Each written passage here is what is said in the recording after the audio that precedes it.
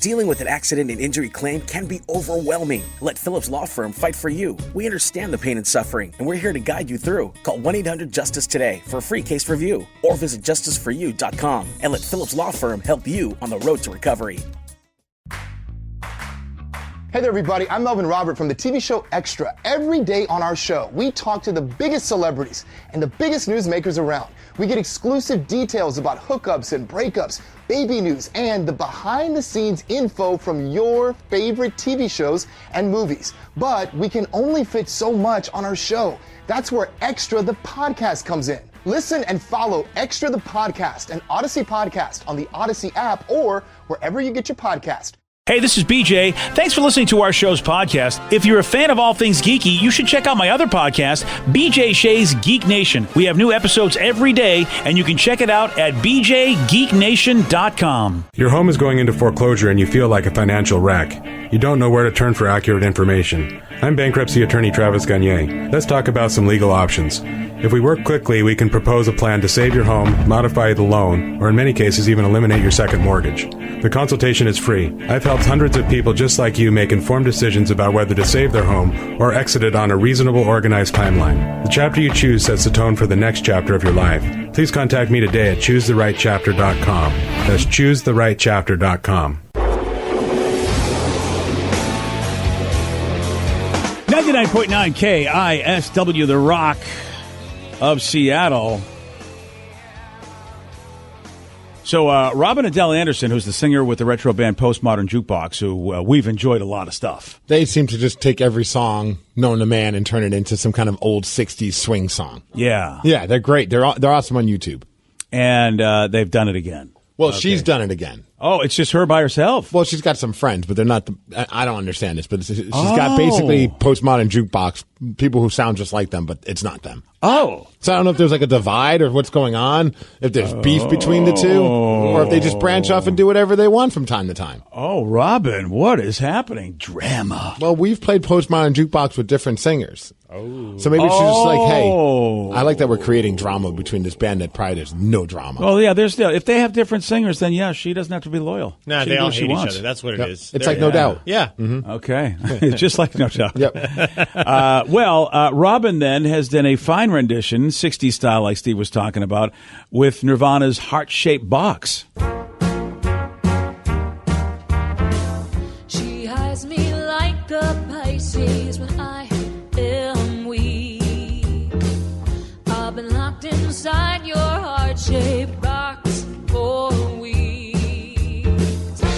Hey, wait, I got a new complaint. Forever in debt to your priceless advice.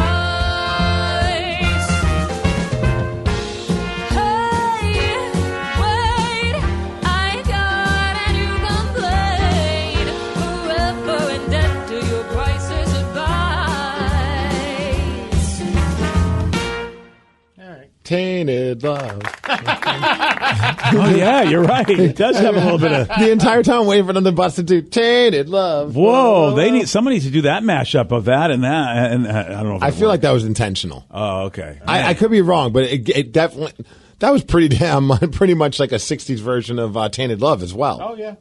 I would go for that, too. Oh, I'm sure they've, I maybe wanna they hear haven't that. done that yet. But. Yeah, she needs to do that. Man, Robin Adele is fantastic doing that whole 60s vibe. Yeah, She's it's super fantastic. fun and nostalgic, and boy. and it's.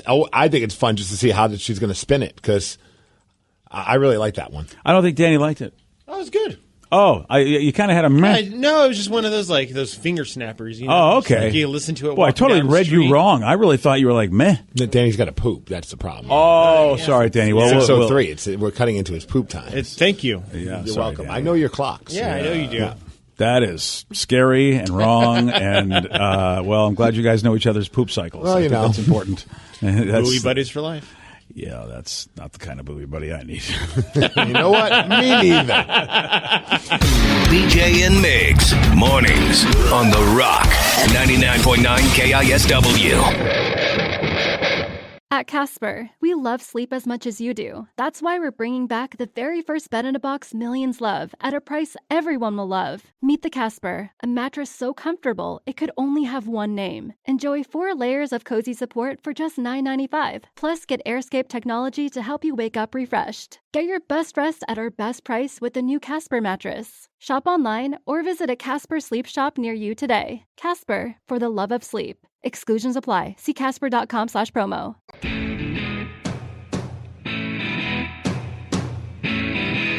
99.9 KISW, the Rock of Seattle. All right, Nicolas Cage, man. He's doing an interview, and they asked him what his earliest memory is, which, again, is Riley doing these interviews? You know what the crazy part, when they ask this question and you listen to Nicolas Cage, again, it sounds like I'm listening to Charlie Sheen talk. Oh, wow, really? So he's really amping up the Charlie Sheen impression. I know we played audio recently of him, and I was like, man, he's sounding more and more like Charlie Sheen. And then I hear this, I'm like, okay, if you played this for me and said, who is that? I'd be like, it's Charlie Sheen. I would want to put money on it. All right, I got to listen to this. And his answer, man. And Nick, when he's asked, what was your earliest memory, he goes very, very far back. Listen, I know this sounds really far out, and I don't know if it's real or not, but sometimes I think I could go all the way back to in utero and feeling like I could see faces in the dark or something. I know that sounds powerfully abstract, but that somehow seems like maybe it happened. I was banging 7-gram rocks and finishing them. Yeah, he's like the real psychedelic Charlie Sheen. Yes, Charlie Sheen. There's Charlie Sheen on coke, and then there's Charlie Sheen on mushrooms, and this is Charlie Sheen on mushrooms. Yeah, I have one speed. I have one gear. Go. Stephen Colbert is probably like, what the hell is going on right now? Has he been hanging out with Jim Carrey? You know, with some of these answers, man? Or Aaron Rodgers. Oh, yeah, right. Well, maybe they went to the dark was it the dark shed, the dark room? Where did Aaron go before he became a Jet? I think it was like the dark hole. Yeah. Well, that's where he's going. To the Jets. Okay, gotcha. So in this clip, Nick Cage talks about how he's tried to figure out what the memories mean. Now that I'm no longer in utero, I would have to imagine it was perhaps vocal vibrations resonating to me in that state. That's going way back. That comes to mind. I expose people to magic. I may forget about them tomorrow, but they'll live with that memory for the rest of their lives, and that's a gift, man. I don't know what to say. And he's on the Stephen Colbert Show, and a lot of these shows, they ask guests things that have nothing to do with whatever they're promoting. So sometimes I'm looking at Stephen's face like, wow, I don't want to ask any more questions of this guy. But they also do pre-interviews. Like, more often than not, these celebrity interviews that are on, like, Colbert or Conan or Letterman or whoever, Fallon, Kimmel, they've sat with producers and been interviewed for an extended period of time, and then the producers grab what they think are the most interesting parts of that conversation and then feed those questions to the host. That way they just get the best interview that they could possibly get. So, and maybe they thought that would be hysterical. I mean, it's weird. I'm glad absolutely. I would put that through too if I was a producer. I'm not questioning that. Like that's gold. And apparently they got a bunch of just random questions. They got data engineers and some help with the AI system to come up with these questions. Oh, because they don't have writers right now. Is that why? Are they that's using probably AI? Why. Yeah. But all the questions were very random to get to know you AI questions. Okay. That's that's actually what the writer's strike is about. And how, if they're actually using AI to ask these questions, no wonder the writers are on strike, because they're complaining about the fact that they're using AI. Oh, man. People are like, what are they going to do? The writers are not going to be able to finish. I'm like, you probably could just type it into the AI and say, hey, finish the script for the Cobra Kai and see what you get and make it work. Oh, boy. Which would piss off the writers, though, of course. Yeah, it would. Yeah. And, wow. Oh, man. So, and Nick, I think Nicolas Cage is becoming the new Gary Busey, because Gary Busey would have answers like that. Yeah. Back in the day. So, do you remember your earliest memory? Yes, I do. Okay. Yeah. Is it? I was 5 years old, and unfortunately, it wasn't a pleasant memory. A lot of these memories are not, are not great. Okay. I mean, it's not a horrible memory, but I just remember that my siblings were playing a trick on me. By basically, I didn't like to be in the dark, so they locked the door to the cellar. Oh, and I just remember being like, "Come on, let me out," kind of a thing. And they were laughing on the other side. My older brother and older sister. Is that when you met Aaron Rodgers? That is when I saw Aaron Rodgers, and he said, "Someday, kid, I'll play for the Jets. It's going to take a while, but I'm going to get there." And you're like, "Get me out of here! This guy's crazy." And I think I was about 5 years old. I do remember. But again, you remember those fearful moments, and I just remember, man, I hated the dark, man, and they knew it, and siblings. Yeah, I think my earliest memory, and which is kind of crazy and trippy now because I'm thinking a lot about that right now with Tatum because she's 3, and I'm like, what memories is she going to remember from this? And it blows my mind when she'll be like, "Dad, remember when blah blah blah?" And it was like from a year ago. I'm like, I thought you're not supposed to remember that kind of stuff. Like nothing bad. It was just like this is nuts. Like the memory that she has right now is pretty phenomenal. But at some point, it's going to be like the rest of us, where all you remember is. I think for me, it was like around 3-ish. And my earliest memory was my brother punching me in the face, which is kind of funny. Another pleasant moment. And I remember from being a sibling in the crib, standing on the crib, and he just punched me, and I fell backwards. And I remember him telling my mom that there was a bee or a fly right by my face, and that's why he punched me, because he was trying to punch the fly. And I'm pretty sure, looking back on it, that he was just making that story up. He just wanted to punch his little brother. I think so. Yeah. And that was his argument. He's like, "No, Mom, I was just trying to swat a bug away," but he full on punched me. That's my earliest remember. I could picture it vividly, how I fell over and like the fist coming at my face. Man, but I don't remember anything before that. That is trippy. That is a trippy oldest memory to have. That's why, I wonder, we took Tatum to Disney World, and we're going to take her to Disneyland, and a lot of it, a lot of people are like, "Why are you taking her to these places that she probably won't even remember?" I'm like, "Yeah, but we'll remember it," and we remember seeing how she reacted to it. And thankfully, with cell phones, we have video to look back on, and we can show it to her. That's of course, we're taking her because we know she'll have fun, but we're also doing it for us, in a very selfish way. But of course, we want to experience Disney and theme parks through the eyes of our kid. Well, and I'll say that she will remember it for a long time. Well, Dad's going to remind her because that's been a lot of money. I mean, that's fair. Yeah. But no, Lily, when we took Lily when she's 3, she'll randomly bring up things of, and so I think, and she's 9 now, so it's at least 6 years you got there where she's like, "Oh yeah, she'll remember that trip." Now when she's 16, I think that's where you. Yeah, Joey Dees doesn't remember. He and I both took a trip. It was just a daddy-son trip to Disney World. He doesn't remember it. And he saw the launch. Did it even happen, or did you just take him somewhere? Dude, take him to Wild Waves and said, "Yeah, kid, this is Disney." It's so sad. He was on the Pirates of the Caribbean ride. He saw a space shuttle be launched, and I don't think he remembers that. And we were there at down in Florida watching a shuttle, which is a really cool thing. Yeah. And it's sad. I mean, what do you like you said, Steve? At the time, I mean, he thought it was the coolest thing because and he loved Disney World at the time. So I have those memories, but you kind of go, "Damn, dude, you don't remember anything, really?" And he's like, "Yeah, sorry, Dad." Did you take any pictures? No, that's the thing. I'm horrible. I was horrible at that. My wife and I both were really not great picture takers. We could have had camcorders. We never did that kind of thing. Even though the technology was there, neither one of us had that bug. And I do feel badly because there's really no video documentation of the kids. Yeah, see, I'm that guy. My wife was like, "Thank goodness you're big into taking pictures and videos of Tatum," because she's not. She'll take a couple here and there, but she never thinks of it until after. She's like, "I wish I would have had a picture of that." I'm like, "Don't worry, I got a full video of it. We're good to go." Yeah, see, I needed a guy like you in my life. Kathy and I both were not that person. So all right, Sarah, what was your earliest memory?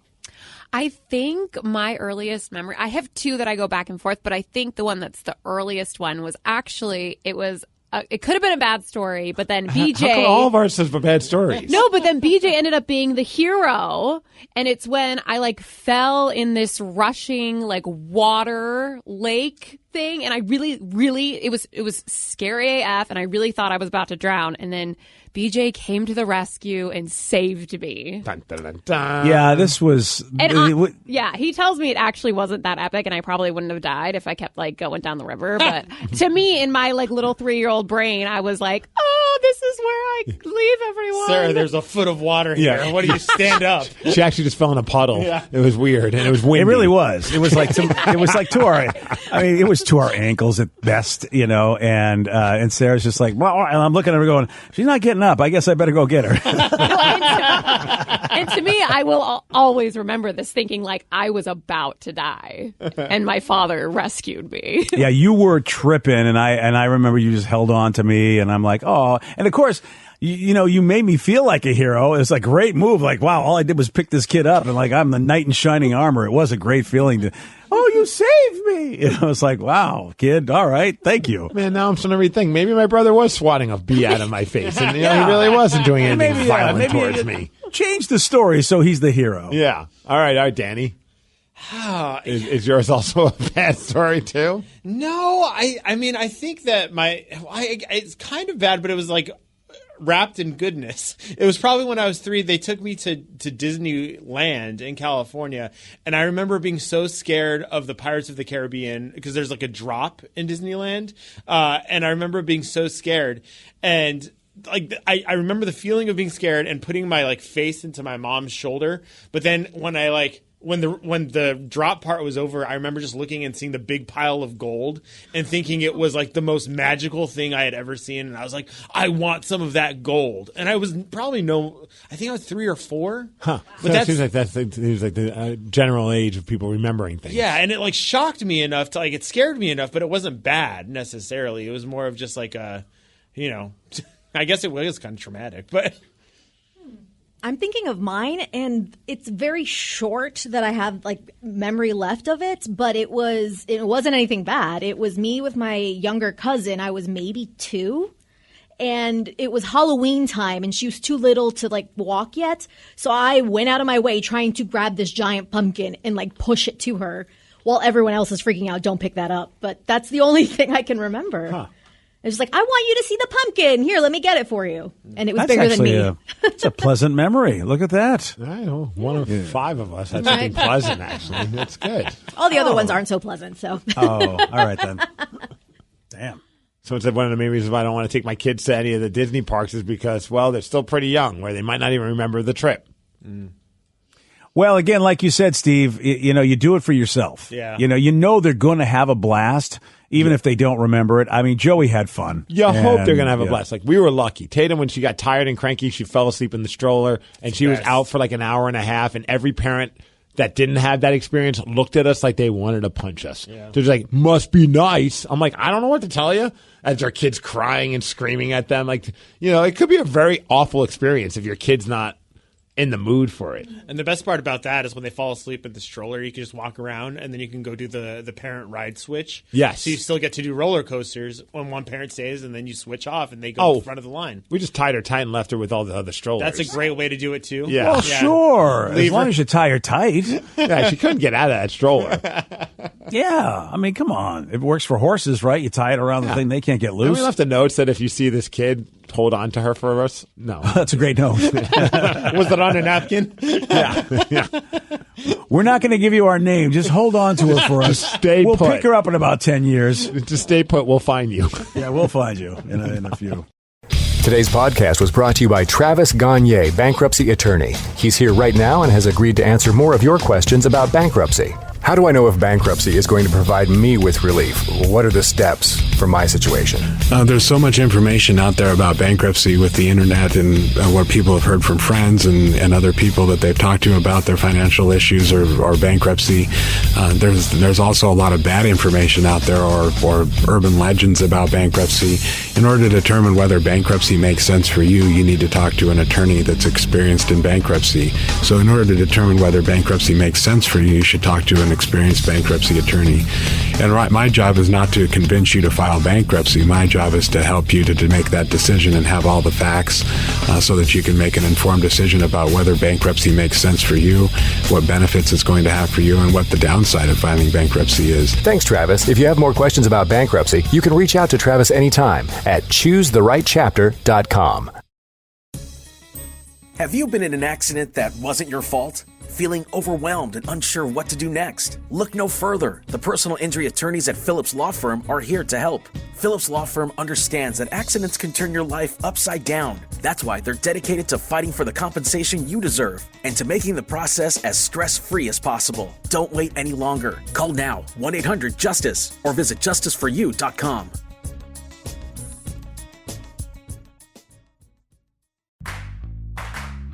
Hey there, everybody. I'm Melvin Robert from the TV show Extra. Every day on our show, we talk to the biggest celebrities and the biggest newsmakers around. We get exclusive details about hookups and breakups, baby news, and the behind-the-scenes info from your favorite TV shows and movies. But we can only fit so much on our show.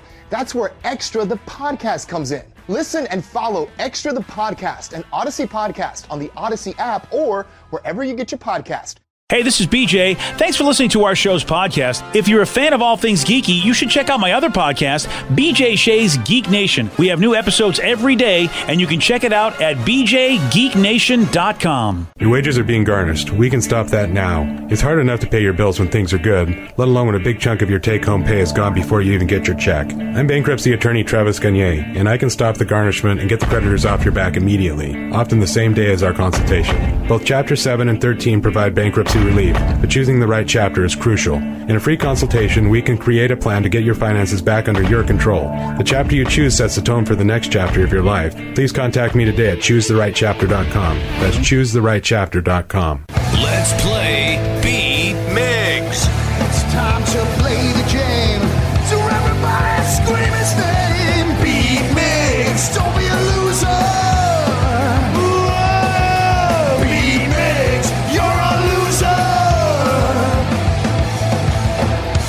Who's ready to be Migs?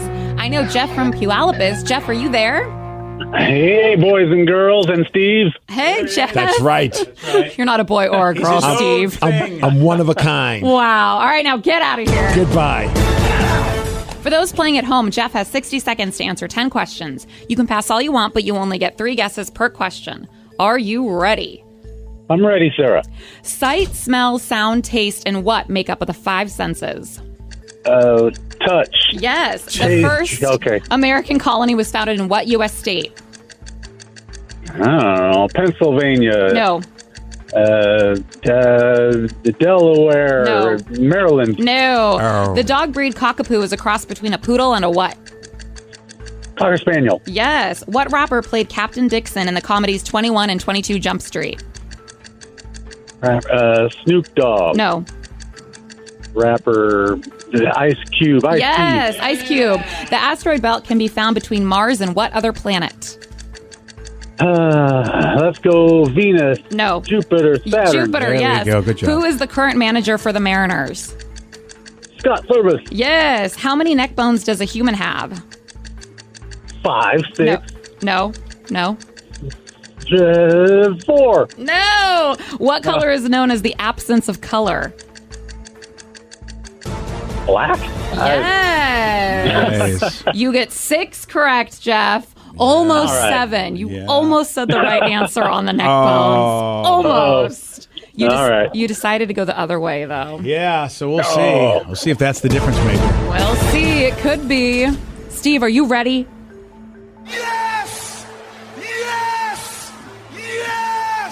Sight, smell, sound, taste, and what make up the 5 senses? Sight, sound, smell, taste, and touch. Yes. Yeah. The first American colony was founded in what U.S. state? New Hampshire. No. California. No.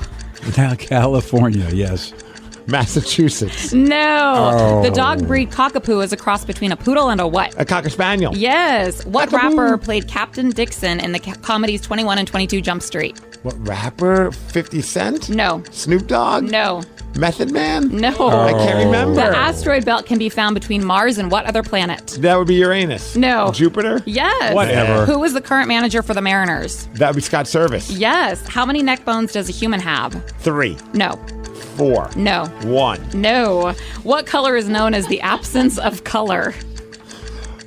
Gray? No. Black? Yes. Which element is combined with iron to make steel? Aluminum. No. Copper. No. Titanium. You get 5 correct. No, which is a loss. 6-5. Nice work, Jeff. Woo! Oh, just like the American League, Steve faltered. I blame Bautista. I blame not so King Felix. It was so close. Thanks, everybody. Yeah, take it easy, buddy. Congratulations. Oh, Steve, but you know what? You do get this, though. Not so King Steve.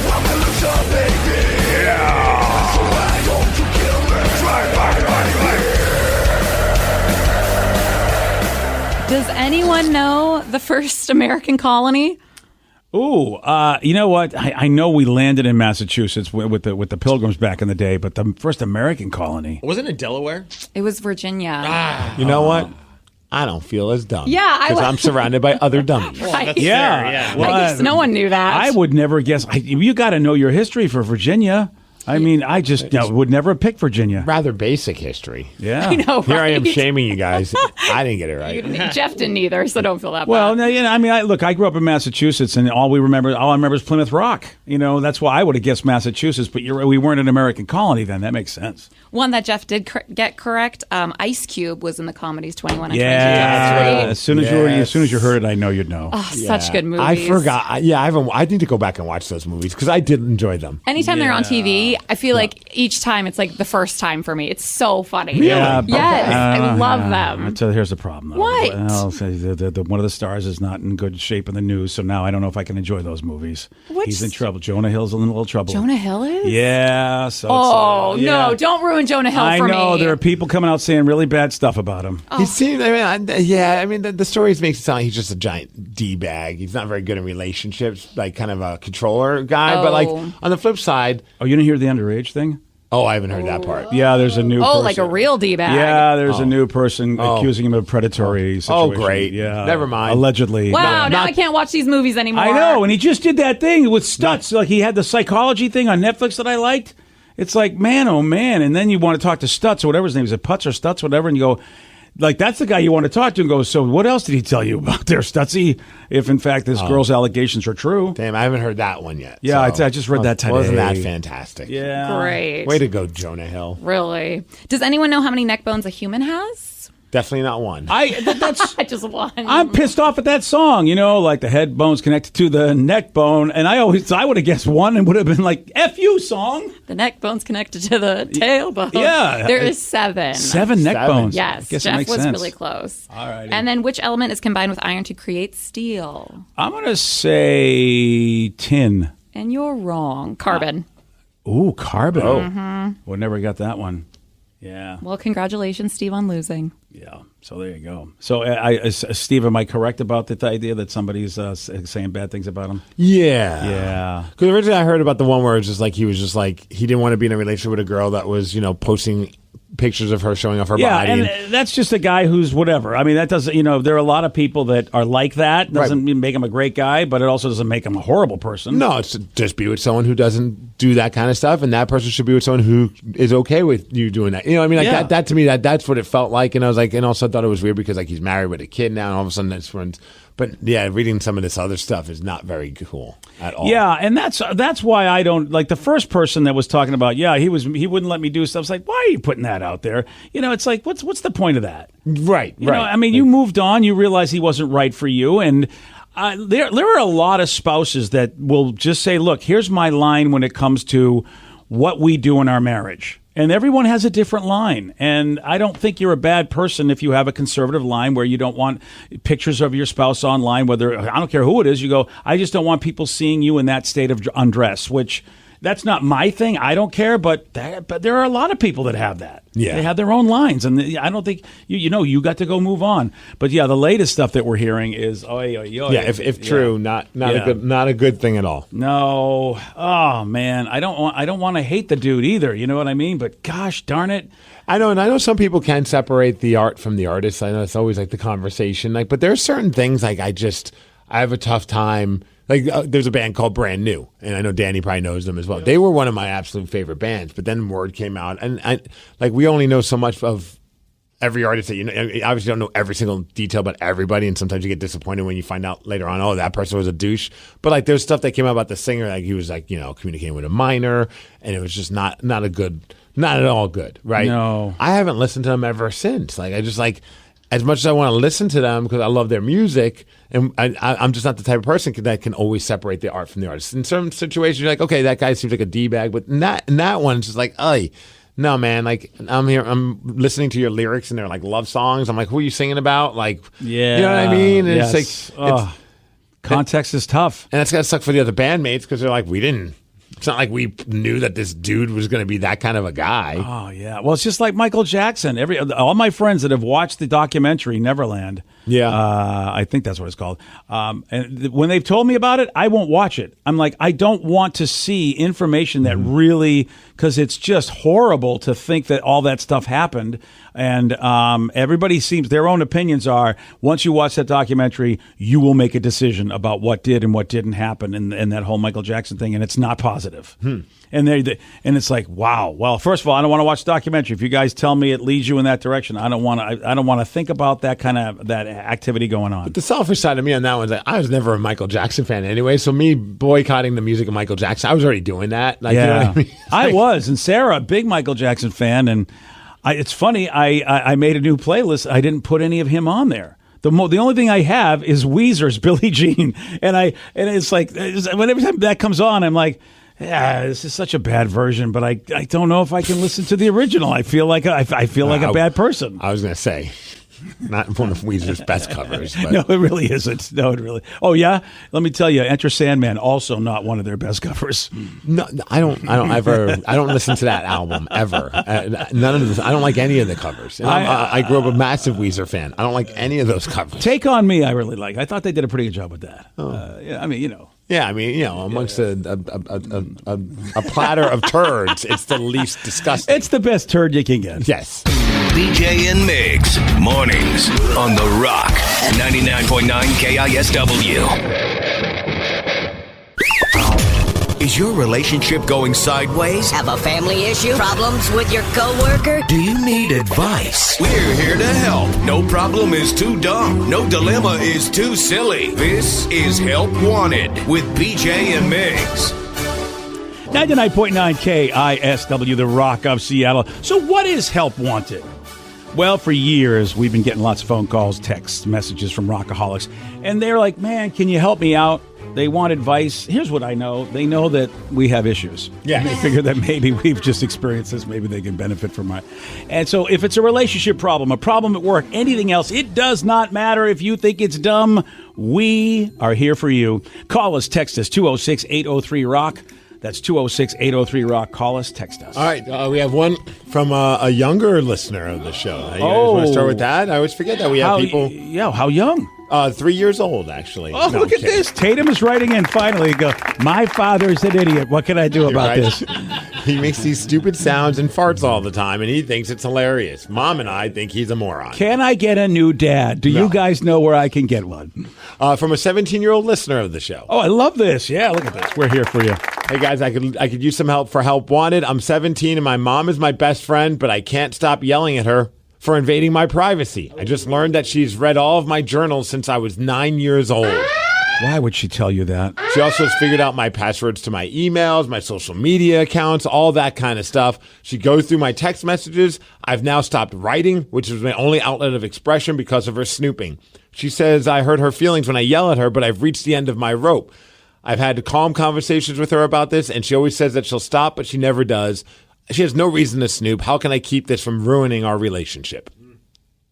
Time for a new mom. No, it's not you. Yeah. This is tough. This is very, very tough because I don't know if there's a dad that can be there to be an advocate. Joey D's, do you know that I think that I might have saved or at least helped the relationship with you and Mom? Do you know the intervention that I had? No idea. Yeah, no idea. That's okay. Because I look like the bad guy, kind of, sorta. But when I told you to get out of the house, which I mean, I just didn't kick you out. I made sure that you had, that you were able to do it. I saw that your mom was not digging you just being a dude, like being a young dude. She couldn't take it anymore. She was just like, I can't believe he's living like this. She thought there was a problem. But me, having been a young dude, I was like, okay, she has no idea. This is just him being him. And she just doesn't, you shouldn't see how the sausage is made. And so I knew if you left the house. Don't click on those thumbnails. Don't do that. I just knew that unless there's step. If you got out of the house, that would solve a lot of the issues. She would not see you every day like, being a messy young kid like you are. And she would then be very happy to see you when she did. And she'd see you when you were dressed and clean. Like she wouldn't see your room. I just really thought this will be a great thing. I need to get you out of the house. So what you're saying now is Joe can move back in because mom's not in the house. Well, you'll have to talk to Sarah about that. I'm out. Big thumbs up. Sarah says you can move back. What? Oh yeah, where? What? He's going to live with you and J-Rub's downstairs. He's not getting upstairs. That's my domain. The upstairs bedroom, I guess, is available. She says. So why did I tell this story? I think that you need to get out of that house as soon as you can. Yes. And then you'll have a great relationship. You'll still have a great relationship with your mom, but it'll be forced privacy. If I was your mom's friend, I would pull her aside and tell her how wrong she is. You're angry for a good reason, but unfortunately, nobody ever responds well to anger. I know this. Look, even though I know this, I still use anger as a response to when I'm wrong. And even if I'm right about being wrong, nobody ever responds well. Nobody ever empathizes with me when I'm angry. Right. The attention stops being about what you're angry about. Yeah. Because the anger, and understandably so. And human beings don't like to believe they're the villain of their own story. And parents will never, ever think that what they're doing is wrong, even though what your mom is doing is very wrong. The part that sucks is when she said that's my only outlet of expression. So that's like something that helps keep her head on straight. Yeah. But she doesn't want to do it because, mom's probably going to read it when you go to dinner with your friends or whatever. It'd be like kind of cringing every time you leave the house thinking, what's she going to look at next? So use my example. I helped out Joe financially because I knew that he couldn't do it on his own, but I knew that he needed to be out of the house. So I was willing to help him pay for an apartment in order for his relationship with my wife, his mom, so that it would be good. Because my wife just couldn't help herself. She just, she never lived. She was an only child. She never lived with a young brother to see how brothers are, to see how boys are when they grow up. And it's not just boys, but some people just are messy. Yeah. That's how they don't care. They are happy with their environment. But you know what? If you're a person that has your house, you've been taking care of it, it's your place, you walk in and you see a room that looks like a destruction zone, which is Joe, no doubt about it, at least back then. And we don't know now. That's probably why he doesn't invite any of us to his place. Yeah. He doesn't want us to see how he lives. Danny and I have been to his place. We had a pre-funk one time. And what did it look like? It looks good. Is it clean? Yeah, but at that point, he knew we were coming over, so he really had to clean. I agree with you, Steve. So he disposed of all the dead bodies. Oh, really? Yeah, he had to. Wow, he Joe. had a bunch of skeletons. Joe, they are. I'm giving you credit, and they're not. I didn't show anyone the closet on purpose. They're not wrong. And it took him 6 years to clean this, so finally Danny could go into this place and look at it. Yeah. So what you're saying then for this, because she's 17, obviously it's going to be tough to move out at 17. You probably have to wait till you're 18. So when she turns 18, you'll be willing to help her get an apartment, BJ? Is that what you're saying? Oh, is that what I'm saying? I thought that's what you said. That's what I heard. That's why if you've got any relatives, any adults, any radio personalities, any non-radio personality, but if you can find somebody that can help you, because that's the best thing. I mean, obviously, look, you know me, I love the T word, therapy. But your mom, it's great that she's your best friend, but really, I got to tell you something. You can think that she's your best friend, but a parent should never think that they're your best friend. They have to be your parent. That's what they have to be first, and they should never go to the friend zone. You can, that's fine. I think at a point, there comes a point when you're on your own, you're living and you're independent. That in your 20s or 30s even, then that could be a best friend. You're still a parent, Steve. Oh, sure, but I don't think parents have to do it that much. At least I think about my parents. They really haven't they haven't had to be a parental figure and help me with stuff in decades. Well, but what I think is you remember that you're a parent. Yeah, they don't have to help, but there is that sort of unofficial sort of like they're always going to be there for you. And look, here's the one thing your friends can never do. Every once in a while, I don't care how old you are, your mom and your dad go, oh my gosh, you need me to treat you and give you the love and the nurturing as if you were like a 10-year-old, because this is a big problem in your life. Like you're experiencing something huge. You need the love that only a parent can do to make it better. And they know how to do. Good parents know how to do that. Like you'll just know. I mean, and maybe you've had those moments and didn't even realize, oh my God, my parents are really being cool right now. Where even though you're like a 30-year-old or a 40-year-old, there's that moment where they go, come here, sweetheart. It's that even though they might be... My friends do that for me as well. Oh, do they really? And then also my friends, if I'm acting a fool, my buddy Munson once took his belt off and said, I have to turn this car around. I had no idea that... Yeah. I had That's no how idea our friends work. I had no idea that your hockey buddies were like spanking parental kind of figures in your life. I get what you mean. Yeah, that's what I mean. That there is that, and that's the problem, is that you as the child, you can do and cross the line sometimes. You kind of get to do that as a kid, and a parent's got to deal with it. But a parent should never cross the line. That's the difference. And does your mom work for the CIA? How is she figuring out all your passwords and stuff? Or are you just giving off bad passwords? 1, 2, 3, 4 is pretty easy to find out. My mom's a Snoop 69. Yeah, that's what it is. Like, how is she figuring this crap out? Yeah, but here's the important thing. You're not wrong for being angry, but unfortunately being angry is something that no one's ever going to hear. So they always say in therapy, show them your sadness, not your anger. So really, that's what it is. You're sad that your mom doesn't respect your privacy and doesn't listen to you. That's really what's going on, but the anger is there first before you get to that sadness. So you should have this song on cue at any time in the house. Yeah, that will put you in sadness mode. You're right. Put the sad Hulk music. Dude, I need that. You read my journal. Oh, dude, yeah. That's my expression. You stole the clothes off my clothesline. Those are my favorite pants, Bill Bixby. And by the way, if you're not basically 45 or older, you have no idea what I'm talking about. No clue. But it's the greatest show ever. I mean, he was the biggest thief. He stole clothes at the end of every episode. That was the moral of the story. Steal clothes because you're the Hulk. All right, here, we got another texter. Someone says, hey, guys, can you help me out? We have a monthly game night at our house. Woo, now I'm here. My wife invited a male coworker who is single. Should I be concerned? Thanks, Adam. What? Yeah, she's totally going to have sex with them at the game night. Well, yeah, on the table. That's the game. Are they playing Naked Twister? Yeah. If not, don't be worried. Yeah, it's that new game they're playing, Settlers of Sexton. But that's exactly... Well, hide the salami. It's a fun game, guys. Yeah. From the makers of Hungry Hippos, it's hide the salami. Actually, dude, why haven't they made that game? Seriously, Steve, they should. You know what, Mattel, get on this. Come on. Oh, because that's what Mattel wants to have is a new line of adult games. Hide the salami. Fun ways to have sex with people. Hey, Spencer's would sell it. Oh, they of course. Yeah, they would.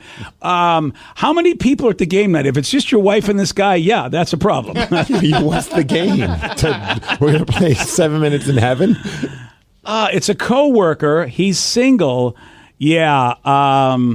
I don't think you need to be concerned. Actually, you do. About what? That you need to go get help. No, seriously, dude. I mean, he needs to go get help because he's got jealous vibes. Oh, okay. Yeah, he needs to go get help because if you... here's what I'm thinking. Your wife's tired thinking I'm doing something nice. He doesn't have anyone to hang out with. Well, and especially, it depends how many people are there. It's probably like a game night is usually multiple people. Here's right? I don't know. I mean, Steve doesn't know. Steve never has me. I played Cranium once with some friends. Yeah, that's it. Steve was really given a lot of great games, and he doesn't play them. Yeah, I don't even know where they are. Yeah, I know. You got Sushi Go, and I wanted that copy, and you still don't know where it is. I'm so mad at you. Yeah, it's probably in the trash. It's a good game. I would have taken it. I needed a travel version, and I thought I was going to get yours, and then you couldn't find it. I'm so bummed. Because when you said you got it, I'm like, this is so awesome. I'm going to get that game, just like you gave me other things that you don't use. Yep, never got it. Damn it. Hey, at least you got my thing. I don't know what that means, but I'm just going to let I got your thing. You mean the showware, the Echo Show? Yeah. How about I remembered what you were talking about? I love that. I'm still using it. That's what I'm saying. That's why I thought Sushi Go was going to go my way, and it didn't happen. Here's the thing. You're screwed either way, sir. Here's why. If your wife's cheating on you, and this is how she's doing that's a ballsy move. There's nothing you can do. Right? Your relationship's over. So even if you came back to me and said, BJ, you were wrong, it turns out my suspicions were correct, it doesn't matter. You're screwed. You're in a situation where you have a partner that's going to lie to you and pull these moves. You're effed if it's true. If it's not true, you're letting something affect your brain that will actually ruin your marriage. Yes. Yes, I mean, if that's the way that was your first thought was, should I be concerned? Like, well, I would never even have thought that. Like, if my wife's like, if we were the type that had game nights, and she's like, oh, one of the guys at work, I invite him. Like, cool. What does he like to eat? Or something like that. Like. Well, now that you ask, honey, tuna. He loves tuna. Okay, there we go. He loves sushi. Go, honey. So instead, she's probably trying to hook him up with one of her friends. Probably. Dude needs to chill and trust his wife or not be married. No, see, I think he forgot about that matchmaker thing. That does happen. That could be. I think he should just get revenge, invite one of his single coworkers. And Co-workers? Co-workers, yeah. You know what? In that case, I'll come over anytime. Babe, this is my hoe worker. What a great name. I love hoe worker. I want to be called a hoe worker. That's the best Freudian slip ever. Woo! Yes. That's it, baby. Hey, convention, Danny. Tell them our morning convention. Hoe worker is the new thing. We came up with it. Okay, yes. What I want an iPad. I want a free iPad. Do we do that during the women's forum? Yeah, that's the best place to do it. Okay. Thank you. Just making sure. I think I'm going to stand up at every seminar and go, where's my free iPad? Hoe worker. Hashtag hoe worker. Today's podcast was brought to you by Travis Gagne, bankruptcy attorney. He's here right now and has agreed to answer more of your questions about bankruptcy. If I call Travis, will I actually see him or someone who works for him? Absolutely. When you come in to see my office, when you first call in, my staff will try to help you with any basic questions that you have. I can give you a call back, but they'll usually try to schedule you for a free consultation with me, the attorney, and I'll meet with you personally. We'll talk about the basics of your case, and I'll take you through a question and answer session an interview that usually lasts about 30 minutes. We'll get the basics of your financial situation. I can answer your questions, and we can talk about whether bankruptcy makes sense, your non-bankruptcy options, and how bankruptcy could affect you, what the process is. Thanks, Travis. If you have more questions about bankruptcy, you can reach out to Travis anytime at choosetherightchapter.com. That's choosetherightchapter.com. Thanks for listening.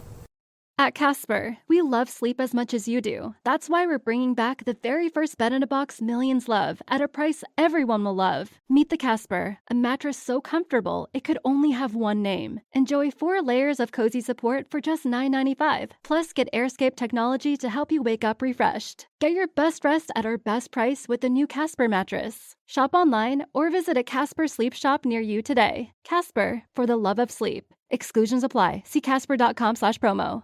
Have you or a loved one been injured in an accident? Are you struggling to recover fair compensation? Look no further. At Phillips Law Firm, the experienced personal injury attorneys will fight for your rights and get you the justice and compensation you deserve. They handle a wide range of cases, including car accidents, slip and falls, medical malpractice, and workplace injuries. Justice is a phone call away, so don't wait. Call today for a free case review. Call 1-800-JUSTICE or visit justiceforyou.com. Hey there, everybody. I'm Melvin Robert from the TV show Extra. Every day on our show, we talk to the biggest celebrities and the biggest newsmakers around. We get exclusive details about hookups and breakups, baby news, and the behind-the-scenes info from your favorite TV shows and movies. But we can only fit so much on our show. That's where Extra the podcast comes in. Listen and follow Extra the podcast and Odyssey Podcast on the Odyssey app or wherever you get your podcast. Hey, this is BJ. Thanks for listening to our show's podcast. If you're a fan of all things geeky, you should check out my other podcast, BJ Shea's Geek Nation. We have new episodes every day, and you can check it out at bjgeeknation.com. Your driver's license is important so you can get back and forth to work, get your kids to school, and back and forth to daycare. If your license has been suspended because you can't pay your tickets, you can't do any of those things. Let's talk about Chapter 13 bankruptcy. You may have heard that tickets cannot be discharged, but they can be dealt with in a Chapter 13 case. Why not come in for a free consultation? The chapter you choose will make all the difference to your getting back legally on the road. Let's design a plan to pay off your tickets and restore your license immediately. I'm attorney Travis Gagne. Please contact me today at choosetherightchapter.com. That's choosetherightchapter.com. 99.9 KISW, The Rock of Seattle. I never heard this term before, but makes a lot of sense. It's called phantom traffic jams. Have you heard that before? No, but I got a feeling I know what it means. When traffic just exists for no apparent reason? Yeah. We had a whole discussion about this in high school, honestly, because our science teacher was talking about it for some reason, about how he moved from LA, and there was always these phantom traffic jams. You get to the point, and all of a sudden, traffic opens up. and there's nothing happening. But here we don't have that. We only have traffic if it's sunny out, if it's raining, if it snows, if it's daytime, if there's a car on the road. Very sporadic. Right. Yeah. Otherwise, there's no traffic out here. So what causes a phantom traffic jam? Apparently, it's when somebody slams on their brakes, and then there's that domino effect. Everybody behind them has to hit their brakes too. Boom, traffic jam. I see that happening sometimes where people realize I need to get into one of the other lanes to get off the freeway, but there's 4 lanes, so I just decide I'm going to slam on the brakes as opposed to maybe just taking a different exit, because we have these things on our phones that can help you get to where you're going if you have to take the wrong exit. Oh, yeah. When I see somebody changing multiple lanes, like without even stopping, they just you go, dude, you're just killing everybody's. Come on. Or people who slam on the brakes because they've been goofing off on their phone, maybe, and slam on the brakes because they were too close to the person in front of them and didn't realize it till the last second. I've been out there, like, sometimes I'm going home from work, I'll just zone out and, like, either listen to a podcast or music or whatever, and I go, oh, there's my exit. And I'm not going to, like, go over several lanes. I'm like, I'll just get off at the next exit, and I just added 10 minutes to my commute home. That sucks, but that's on me. The hell kind of driver are you? I know. I'm kind of trying to be courteous, somewhat. Well, this is a thing that happens a lot on highways, as you guys are talking about. And there's a new study that found that Skynet could help out. Yes, artificial intelligence. Oh, great. Here we go, guys. Here we go. I mean, this is Minority Report. AI-powered cruise control could fix the problem. And researchers worked with a team at Nissan, and what they did is they installed AI cruise control in more than 100 cars, which uses software that predicts when congestion ahead will let up and automatically slows you down a little bit. So instead of getting caught in it and coming to a full stop, you get there just as everybody's moving again. Isn't that wild? Yeah, it's great until they decide to take over your car and slam you into a wall because they're going to eventually try and take out the human race. Oh, yeah. Well, you've watched too many sci-fi movies. I actually have not watched many I just know. I see the writing on the wall, BJ. Yeah, I'm ready for it. Well, you're ready to be taken over by robots? I'm ready to take the chance. Just so you don't have to worry about driving. Yeah, not so much just me. I mean, it would be great if I didn't have to drive, but I really think the human race has proven at this stage that the wheel should be taken out of their hand. Dude, I thought that even this morning I was driving. I don't know if the person was just tired or drunk, but they were just going in and out of every lane as I was trying to get off the exit to get here to work. And I'm just like, I have to get into this lane, and I don't know what I should do at this point. Like, do I try and, like, race car past them or just kind of, like, go to a turtle's crawl, it felt like. We were going so slow watching this person swerve. Oh, man, it's so infuriating. Yeah, dude. And so things like AI cruise control, not only is it going to stop that, hopefully, but they're saying it helps, it saves you time, cuts down on the accidents, makes cars burn less fuel. I mean, everything is pointing to people are going to say, yeah, we got to do this. It's a little bit different, but have you guys ever done this with, like, GPS? You know how I'll, like, show you when coming up ahead, it's starting to turn yellow, the roads, or it's starting to turn red. Yeah. I like that because then it kind of, like, mentally gets me ready. Like, oh, okay, I'm about to embark on some traffic. Yeah. You know what I mean? Like, at least in my mind, it's like, not that I wouldn't have slowed down anyway. It's not like I'm just going, no, screw it, let's go. But it's just nice to have that, like, mentally ready. Like, oh, great, here comes traffic. That's a good thing because sometimes you don't know it. And if you're traveling 65 or 70, and that's a... Like, you know, sometimes when you're traveling I-90 east, west into the city, and you're wanting to get off on I-5 south, it goes around a bend. And if you don't know it's backed up, you would really smack into somebody on I-90 trying to get on I-5 south. It is, that's why I love being able to see, oh, hey, there's a little traffic over there. I'm going to slow down right now, even though I can't see it. I also love when they tell you how many minutes you're going to be stuck in traffic now. I love that feature. Oh, I don't know if I know that 9 one. more minutes of this crap. Oh, yeah, that's right. They show a little bubble on there. I just can't see it. Mythbusters did an episode about this, the whole phantom traffic thing, and they said, yeah, they proved it. All it takes is just one car that hits their brakes. Yeah. That makes sense. Yeah, because people knee-jerked and slammed their brakes, and then all of a sudden you just got a domino cascade, effect. yeah. I've seen it too, where it's like there was a crash earlier, but then it like happens during rush hour, and they take everything away, but then the traffic is still messed up for hours, even after the crash is cleared. All right, then here's a question for you guys based on that. Yeah, I don't know if you guys, when you use your maps, it says incident up ahead, and then it'll give you the option to say if it's still there or not. Like click a button. Oh, yeah. I always click the button even if it's not still there. Look at that. That's I don't know why. I'm like Captain Chaos over here.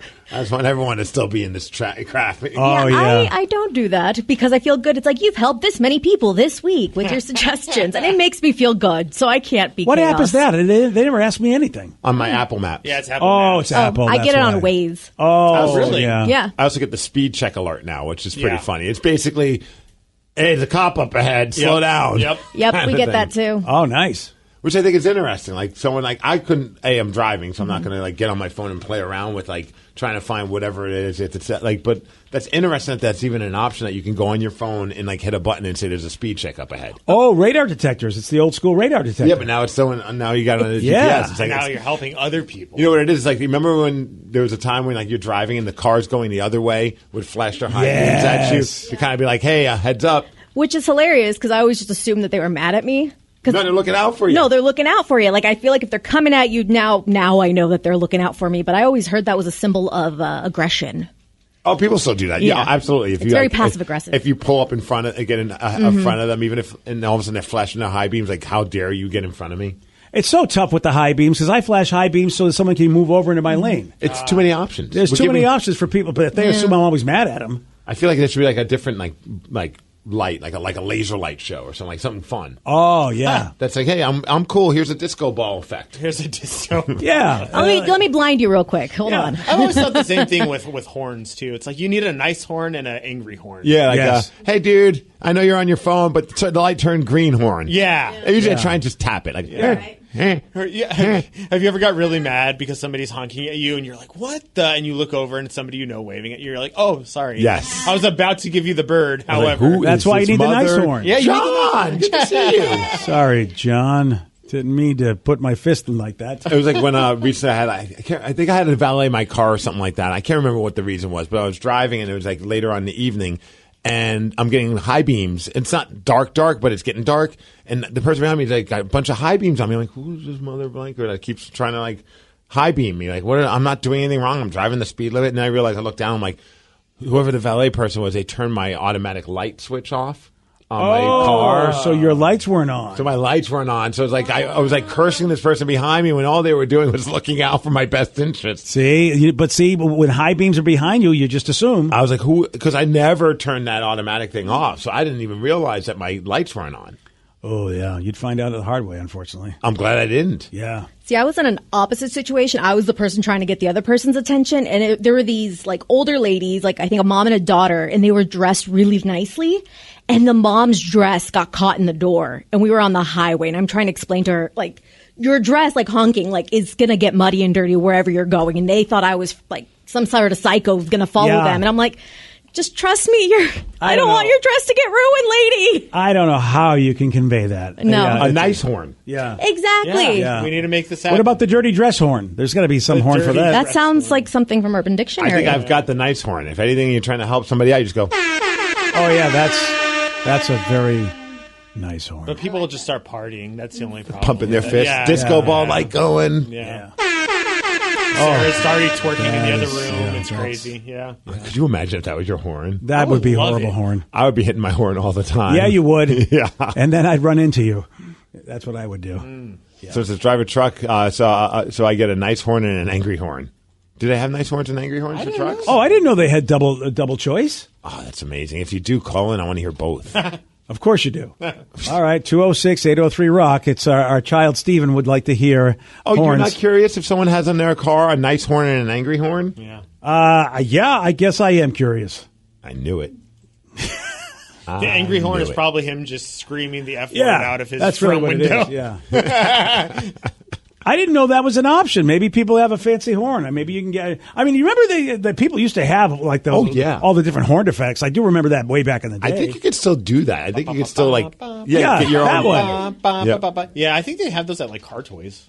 I think All right. so. Yeah. All right. Well, that's what they probably have, like multiple horn effects. Maybe you do have a green horn and a nice horn and an angry I horn. want one like that's like the white stripes, like 7/8. Bam, bam, bam, bam, bam, bam, bam.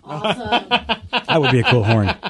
Yeah, I'm not. I know what I don't know what I would think of you beeping at me like that, but it would be a cool horn. He's probably like, hit it again. I'm feeling it, man. I'm feeling the song. What is he trying to tell me? Do I have a stripe somewhere? I don't know. What is the message for this? None. Just like hitting my horn. BJ and Migs, mornings on The Rock, 99.9 KISW. At Casper, we love sleep as much as you do. That's why we're bringing back the very first bed-in-a-box millions love at a price everyone will love. Meet the Casper, a mattress so comfortable it could only have one name. Enjoy 4 layers of cozy support for just $9.95. Plus, get AirScape technology to help you wake up refreshed. Get your best rest at our best price with the new Casper mattress. Shop online or visit a Casper sleep shop near you today. Casper, for the love of sleep. Exclusions apply. See casper.com/promo.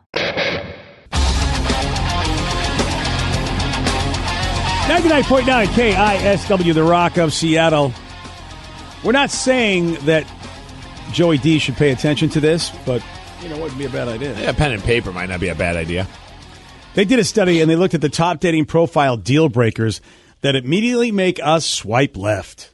Okay. All right, here we go. Let's see if any of these are Joey's guilty of, or any of us are guilty of. We got the 5 worst things to see in a guy's profile. If somebody sees this, they swipe left on the guy. All right.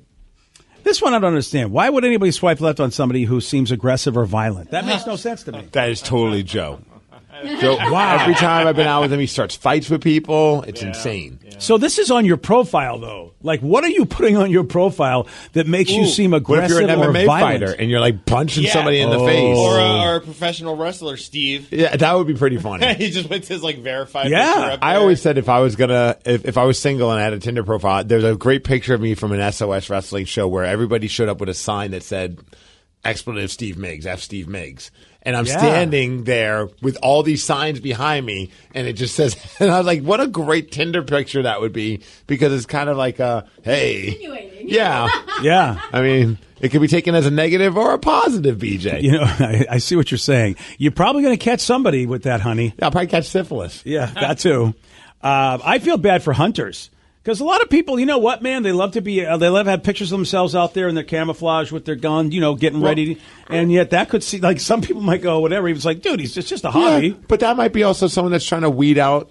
I don't want to date somebody that's not down with me hunting. So, you know what? Put the picture of you hunting. That's a good and point. Any girl that's not into that's not going to swipe on that person. And I'm thinking when they say aggressive, I've seen posts where guys are like, well, if you're dating me, you don't have any guy friends, you don't go to girls' nights and stuff like that. They're just very presumptuous and, you know, territorial. And so that would be emotionally aggressive. Emotionally it's like, aggressive. Calm down, bro. I didn't think about that. I was thinking all the pictures were the aggressive part of it all. But you're right. Like the bio could be like, where'd you go to school? Your mom. You're like, okay, that's a little bit of here's a picture of my knuckles after I punched the wall because my mom told me to do the dishes. Yeah, I guess that there are guys that are putting those up as profiles thinking, if I have all these rules, I will get the right person, not realizing it's like, dude, there's no right person for you. I feel pretty good that none of us would be that person. Okay, how about this? His profile picture includes something racist. Why? Aren't these obvious? Well, maybe he's obvious reasons for people to not want to date somebody? In fairness, he might be a broadcaster for the Oakland A's. Hi, I'm Glenn Kuiper. Let's go on a date. Oh, my God. I mean, wow. Of course. I mean, again, you know, Steve, though, if you're looking for a hunter, you know, if you're looking for someone who's cool with hunting, is there somebody that might go, if I throw up all this crap, I'll find other idiots like me? I have no idea. God. Then again, I'm glad I'm not in the dating world, so I don't have to worry about that. But here's the thing, Steve, your idea, your big idea, maybe your subliminal message you thought with that picture you wanted to put up there? Not so subliminal message, yeah, yes. Number 3 says his profile includes crude sexual content. I kind of want to see examples of that. Oh, you know what it is. It's obvious stuff. Like a shirtless picture where like the underwear are kind of like just being brought down just enough. Oh. I think if you're a dude and you're showing you're showing a visible demonstration of how happy you are to even have the thought of being around somebody. I mean, you're wearing clothes. I think I would think that's be a no-brainer. That's crude sexual content, but I don't think if you're shirtless, I don't know, is that crude? Well, it depends on the pose. That's what I'm saying. The pose. Yeah, if it's like a camera shot from like below, probably not. Yeah, some of it's like it's covered, but like you could have just not had this picture. Cropped it up a little bit higher. All righty, fair enough. Or maybe their bio says I like to bang. I don't know. That's yeah. Is that crude or is that just direct? I'm It's just hard here to say. bang. I'm just here to bang. Okay, I feel like these top 5 are just like no-brainers. That's what I'm thinking too. Like you shouldn't be doing any of these. Yeah. How about number 4? Again, this is to keep people from swiping left on you. So make sure you don't have these. So in far, your I dating feel like profile. Joe is not. He's not doing any of these. All right, and number 4 is he talks about wanting an open relationship. Again, I guess if you're on, I mean, what do you want to be on? Should you be on a different app for that?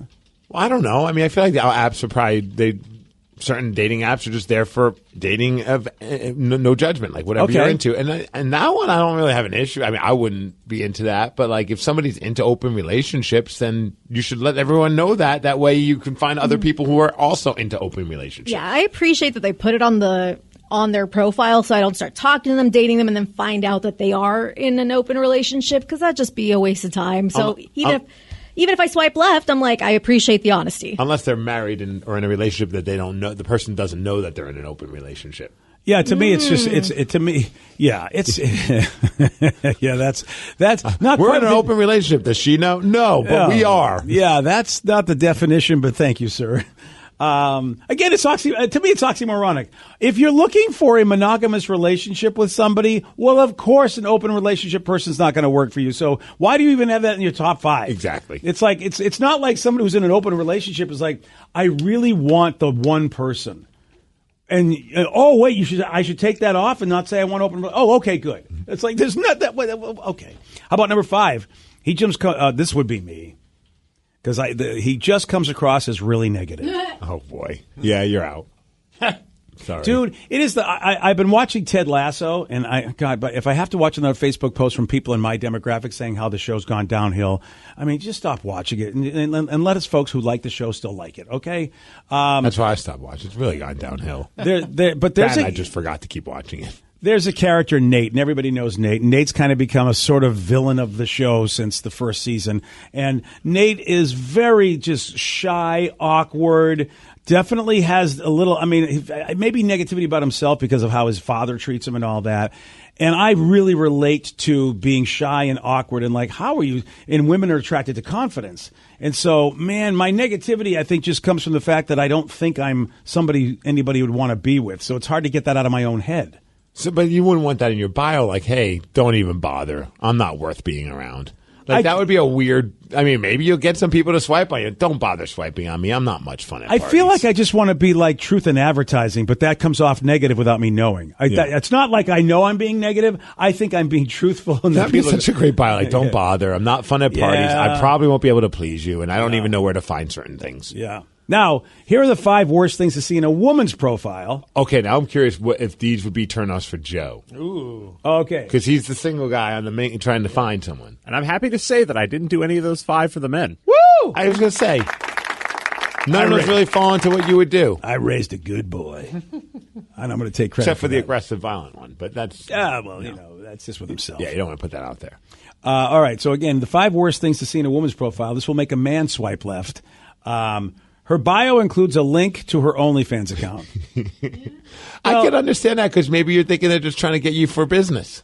And that, see, to me, I get why they're doing it, but it's spam. Yeah. That's spam. It's like, I'm on a dating site. I don't need your spam. You're just here to make money. You're not here to date. Yeah, you want me to be like, that girl's hot, and then be like, oh, she's got an OnlyFans. I'll subscribe to that, as opposed to actually have a conversation. Yeah, that would irritate the crap out of me. I didn't know that was going on with a lot of these accounts. I'm not surprised, actually. Yeah, that sucks. Number 2 is just as bad. Her profile includes a Venmo link to pay. What are we paying her for? Is this like a prostitute thing? Well, if it is, we're not supposed to say that. And by the way, you can't use the P word anymore. Hooker? No, we can't use the H word anymore. You don't know, see? Streetwalker? I don't want you to be like Glenn Kuiper. I don't want you to have to make apology like three shows later. I don't want to offend our hooker friends. I know. That's why I don't want you. Sex worker. Sex worker is what Let's you're supposed go. to say. Okay? My bad. Okay, S-dub. Just wait, think S-dub. are the sex workers saying that the prostitute term is bad, or are you just assuming that for them? I was told. By what, the sex worker you were working with? I don't know. Who told me? Did somebody on this show tell me? Somebody admonished me for it. Yeah, they were who like, told you can't you say this? Somebody said don't use the P word anymore. I don't know. P word. Yeah, well, I guess it's a bad word now. In the eyes of who? I don't know. I guess the people in the business. The hookers? I guess. Look, Steve, what do you want me to say? I can't. You know what it is to be me. You're an old white guy who's out of touch with everything. So if somebody tells you to stop saying something, if you try to fight back, What you about go, escort? why? Escort. I don't know. Escort seems like it's nice. I'm looking around the room like if someone's going to give me an answer to this. Of course, no. Yeah, one Danny's an escort. I What do know you the say? term sex worker can not just prostitute. It can be stripper. It could be an OnlyFans person. It can be everything. So it kind of puts everything in a little bubble, but it also legitimizes the fact that it is real work. It's not like a dirty little secret. So it's kind of them trying to turn it around. But that's unfair to someone who maybe is an OnlyFans model and refers to themselves as a sex worker, but wouldn't refer to themselves as a prostitute. Oh, my God. He said the P word again. And then next thing you know, people are just assuming that they are because they're using the same term. You know what I want to do? What's Do we that? still have the Glenn Kuiper audio? Can we play the Glenn Kuiper audio to apologize for what Steve said? Wow. Because frankly, Let's not get crazy. No, dude, that audio can be used for anything. It was such a Wouldn't bad that be apology. epic? Wouldn't that be epic if I get in trouble because I said prostitute? Yeah. Where is that audio? His audio is great because it is such a not apology. The apology audio? Yeah, exactly. The apology audio is like, we could use that for any apology you need. It is an apology. Here we go. Steve said something earlier in the show, and he would like to apologize for it. Welcome back to Kauffman Stadium. I just wanted to, a little bit earlier in the show, I said something didn't come out quite the way I wanted it to, and I just wanted to apologize if it sounded different than I meant it to be said. And like I said, I just wanted to apologize for that. That's a great apology. I'm more of a fan of the Dog the Bounty Hunter apology. How's that? Uncle Dog is so sorry for this. Uncle Dog made a really bad mistake. Uncle Dog is going to get punished. By the sex workers. By the sex workers, yeah. Yeah, look, all I know is somebody told me, they corrected me and said, don't use the P word anymore. Okay. I'm just curious who. I can't remember. And I can't remember. Are they just thinking for others, or they actually had conversations with sex workers that have decided, look, we don't want to be called that? You know what? It's a very good point. You know how people who are not in the group that says don't say these things anymore, but it's people outside of the group that give you the hardest time sometimes. I don't know. I don't like hardest time might not be. You should apologize for that. Yeah. Look, earlier in the show, I said something that sounded like something that wasn't what it was supposed to be, and someone even said I had at least 5 matches this year that after 10 minutes of talking to these ladies, they sent me their OnlyFans link. See, that sucks. So there's spam all over these dating services. I didn't know that. That's hustling right there. Yeah, I don't know if you can say hustling. I'm not sure if that's it.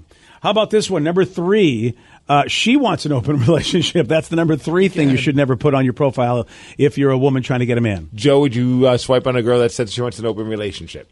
Oh, man. Probably, yeah. Yeah, I'll probably do it. Yeah. All right. Yeah. The well's getting dry. He's like, I'll do whatever. I used to say this. Now, granted, I said this in a much more harsh way back in the day before I had therapy, but it looks like it's still true. And it is that an impediment for a woman in the world of dating is this. You notice this doesn't show up for men. This was not on the top 5 of men's list, but this is in the top 5 for a woman's list of things she should never put on her profile. And you may think it's unfair. You may think it sucks, but it is a thing. She has kids. That is a number 4 thing. If you want someone to swipe right on you, do not put on your profile that you have kids. But I would say this, if you don't put it on your profile, then it's still going to be a problem because someone's going to go, I didn't know you had kids. I feel like that's something that has to come up eventually, like earlier in the conversations. But I can understand not putting it on like a profile just for like that first. I don't know, man. Like I feel like the older when I was younger, I probably would have been guilty of that. You know, actually, like if I found out someone had kids, I didn't want to date them. You know, and I was in my 20s. I was just like, I don't want. But then as you get older, you're like, what? Why is that a problem? Well, here's the thing. I'm not going to say it's a problem because of her, but you know something. I'm into dating. I'm not into being a parent or having to also have a child in my life. There's nothing wrong with that. Right. I'm not. So it's not a reflection on her. It's just I don't want that in my life. All I want to do is date. I'm not on a site trying to find a child. I'm on a site trying to find a person. I'm not trying to be a parent, you know. And so and I don't think and you're not like going, hey, stop being a parent, get back to me. That'd be a weird thing to ask. That's the thing. It's like, yes, it's tough that you're a parent, but also there are people that don't want to be in the parental situation, and they're not bad people either. Mm-hmm. And then finally, again, it seems to me like it's just obvious, but if you want to get people to swipe right on you, ladies, don't put wanting a throuple where it's a 3-person relationship. Don't put that on your on your bio. But again, anybody that would do any of these things, Steve, they don't want a relationship. You know what I mean? Right. It's like that's why you put it on you. Of course, you're a moron if you think you're going to get a monogamous relationship with all of these things that would be in your bio. So, Joe, you down for a throuple? It depends on the throuple. Yeah. I think if it was girl, guy, I'd be in. But if it was guy, girl, I think I'd be out. Danny's in trouble, though. I hate to say this. Why? Well, it says over here that 5% of people wouldn't date a person who loves Disney. Oh. Well, you don't have to worry about that, thanks to Linda. Yeah. Well, I'm just saying it's a matter of time. The clock is ticking. Gotcha. Nobody likes people that likes Disney, Danny. So. Also, I wouldn't date a guy who has a hat in his profile picture. And what is Danny doing right now? I have a hat. Would you wear that hat in the profile picture? Yeah, probably. Okay. Would you show off your wallet chain? Yeah, of course. Okay, good. Because they need to know. It's like having a kid. They need to know. Yeah. His wallet chain is like a child to him. Wallet chain wearer extraordinaire. Okay. Mm-hmm. Thank you. All right. I hope I'm around when he's in his 60s and he's still rocking. He's still going to have the wallet chain. I hope I'm around with the 2 different color shoes and everything. I hope I'm around for that. Yeah. It's going to be interesting to when see he's in his 60s. Yeah. I guarantee you won't be around. You don't know that. Technology. Why are you just... come on. Science. That's a good point. My bad. Wow. I have never heard somebody just say, like, you're ready to go to Vegas. Put the money down, honey. He's going to be dead. Even Joe would finally win that bet in Vegas. Yes. Okay. Today's podcast was brought to you by Travis Gagne, bankruptcy attorney. He's here right now and has agreed to answer more of your questions about bankruptcy. How do I figure out who my creditors are? People a lot of times have had a long time of not having good credit and having collections, and so they're concerned that you may be concerned that you won't be able to find all your creditors if you file bankruptcy. How will I know which collection agency has my credit card bill from 10 years ago now? And that's something that's hard to keep track of because credit collection agencies transfer your debts all over the place.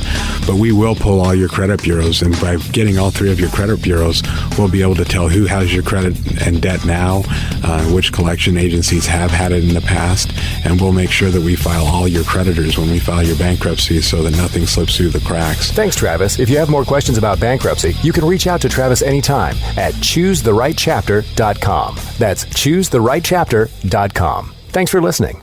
Have you or a loved one been injured in an accident? Are you struggling to recover fair compensation? Look no further. At Phillips Law Firm, the experienced personal injury attorneys will fight for your rights and get you the justice and compensation you deserve. They handle a wide range of cases, including car accidents, slip and falls, medical malpractice, and workplace injuries. Justice is a phone call away, so don't wait. Call today for a free case review. Call 1-800-JUSTICE or visit justiceforyou.com.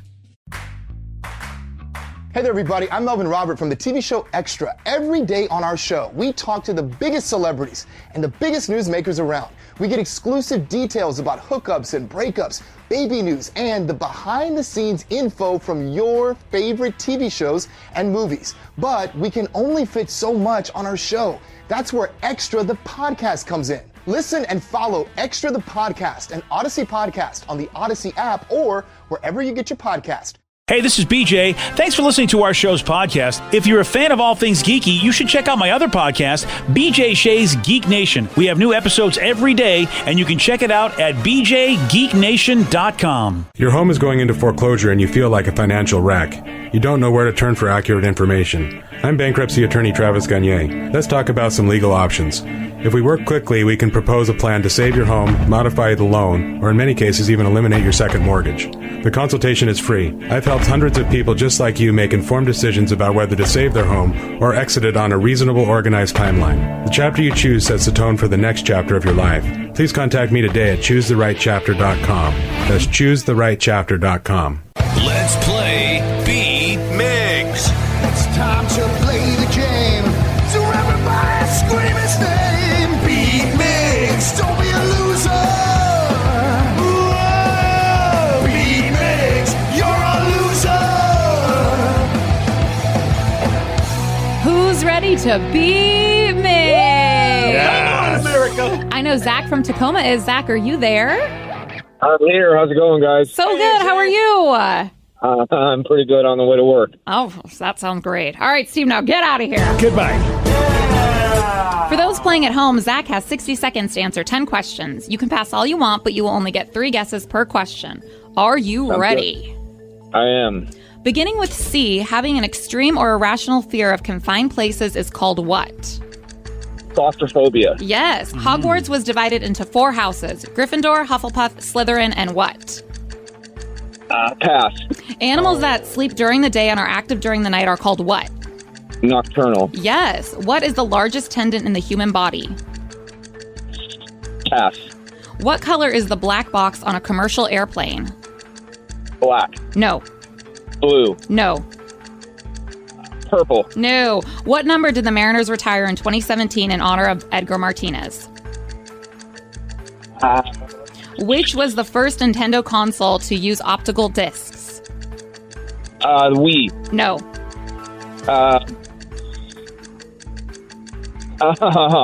Pass. Johnny Depp is famously afraid of what? Spiders. No. Water. No. 2 correct. Drop the deuce, Zach. You dropped a deuce. Yeah. I had a lot of faith there in the beginning. I did too, but man. And then it just kind of went downhill I think the Harry Potter question might have thrown him. It threw me for a little bit. Did it? I finally figured it out, but it threw me. Like, how do I not know that? I know, it really makes you think. Oh, man. Danny was probably like, of course, how does anybody not know that? But I didn't. I don't think Steve will know it, to be honest. Oh, if he knows this, if he gets this, I might have to call him the Luck Bomber of the Year. Luck Bomber of the Year. Because you don't know anything about this particular franchise, really. Okay. Let's see. All right. Steve, are you ready? Oh, yeah! Beginning with C, having an extreme or irrational fear of confined places is called what? Claustrophobia. Yes. Nice. Hogwarts was divided into 4 houses. Gryffindor, Hufflepuff, Slytherin, and what? Dumbledore. No. Nope. Hodor. Hodor. Zilkador. No. Animals that sleep during the day and are active during the night are called what? Bats. No.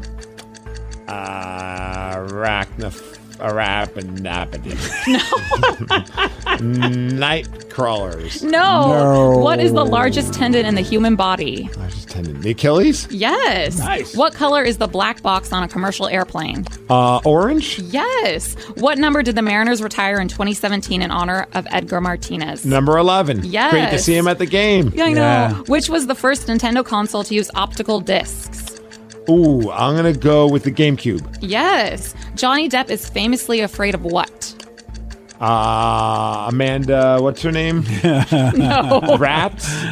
No. Snakes? No. Which city was divided by a wall from 1961 to 1989? Berlin. Yes. You get 6 correct, which is a big win, 6-2. Nice job, buddy. Sorry, Zach. He would have beat me today. Steve got some that I just was like, I can't believe I don't know these, and Steve did. Wow. Yeah. Some of the best. I'll run this one.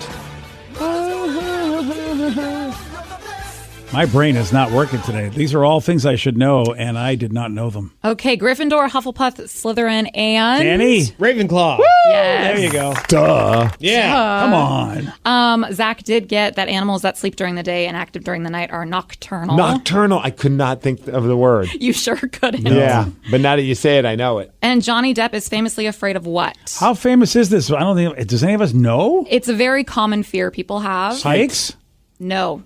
Planes? Small spaces. No. Would it be amazing because you did that earlier in the questions? Oh, yeah. Clowns. Clowns? Yep. Interesting. Oh. Famously afraid of clowns. I don't think I knew that about him. Well, now you know. I like Steve's. The Amber Heard. I was who you're trying to get. Yeah. He was afraid of Amber Heard. Yeah, I couldn't think of her name. Would have been really good if I did know. I would think he's probably afraid of beds. Yeah. Just because of what you'll find on him. Turd beds. Yeah, Oh, God. beds.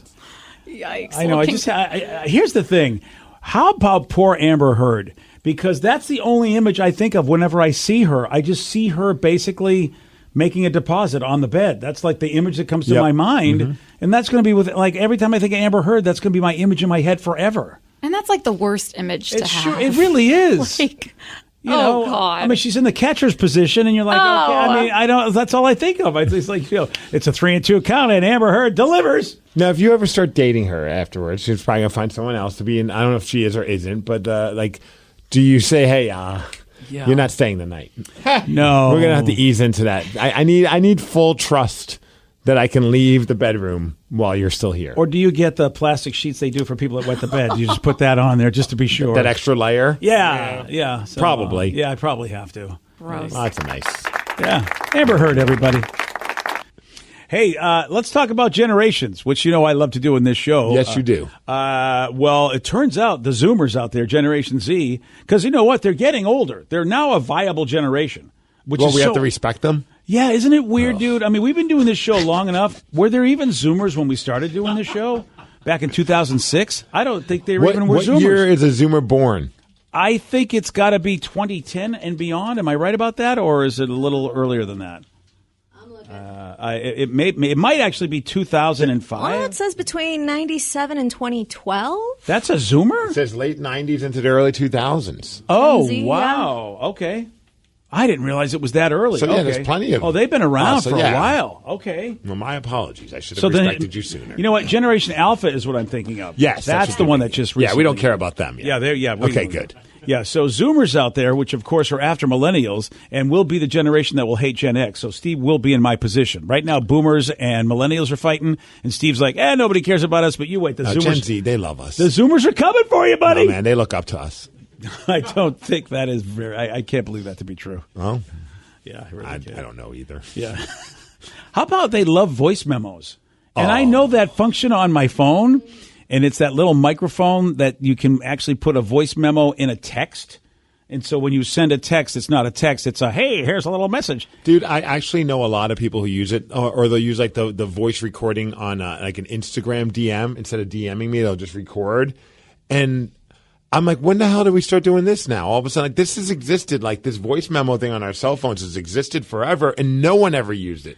And now all of a sudden, we've got people using it. And I'm like, I don't know if I want this. This is what I'm telling you. It's starting. I think I know why, and it's the same reason why they might send a picture as opposed to just writing something.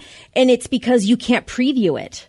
So you have to listen to what was said. Oh. Or if it's a picture, you have to open the message, and then the other person sees that you read it. Oh, so so there's no way to look like you haven't looked at it.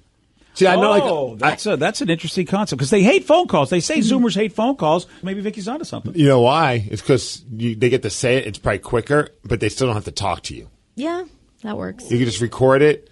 But, if you have to call somebody, then you have to actually have a conversation. That could last like more than a half a second. That is true. Unlike a phone call, you can respond to this whenever you want. Yeah. Yeah. So I understand. And honestly, like I joke about it, but I do understand. Like I have my buddy Jordan who does like my online coaching for fitness stuff. Right. So like sometimes I'll ask him a question and then he'll send me an Instagram DM in like a voice memo. And he'll say, it's going to take me way too long to respond via text, and I'll end up not getting back to you for like a few days. But if I could just say it while I'm on a treadmill or whatever, wherever he is doing his thing, I could explain it to you way better over voice. See, that's why I like a phone call. So now I guess this is going to be a happy medium. A lot of the folks that wrote this article think maybe it's because of the pandemic, too, is why people craved human interaction, so they wanted to hear voices because they weren't interacting with people. I like they crave human interaction, but not enough to actually have a phone call. Of course. Let's not get crazy over here. Not enough to say, let's get together. Yeah. Texts aren't enough, but you know what? You are too much, so let's do the happy medium. See, the only other people I know that do this are my grandmother and my dad.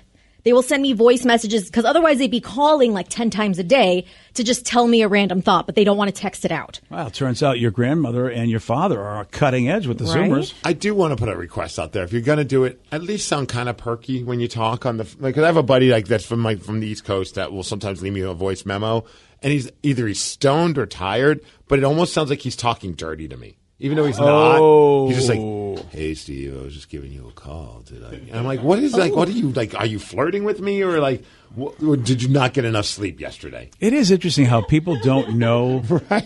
Do they not hear themselves? No, he's just rambling, and I'm like, I wonder. Clearly not, BJ. It's awkward though sometimes when you're trying to either do voice to text or do a voice memo, and there's people around, so you're trying to talk quietly into your phone, so you don't look like that weirdo, but you still look like that weirdo. You know how you could solve that problem?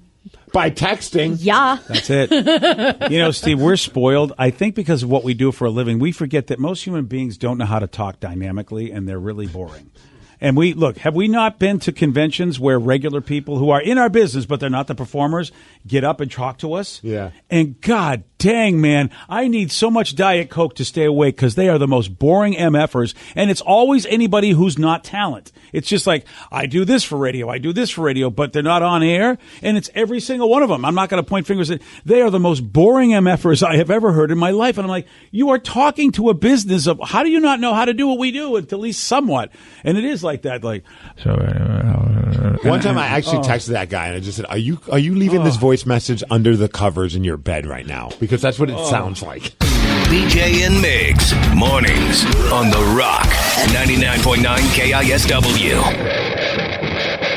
Hey, you got something to say? I got something to say. They're wild, rabid, and on the loose.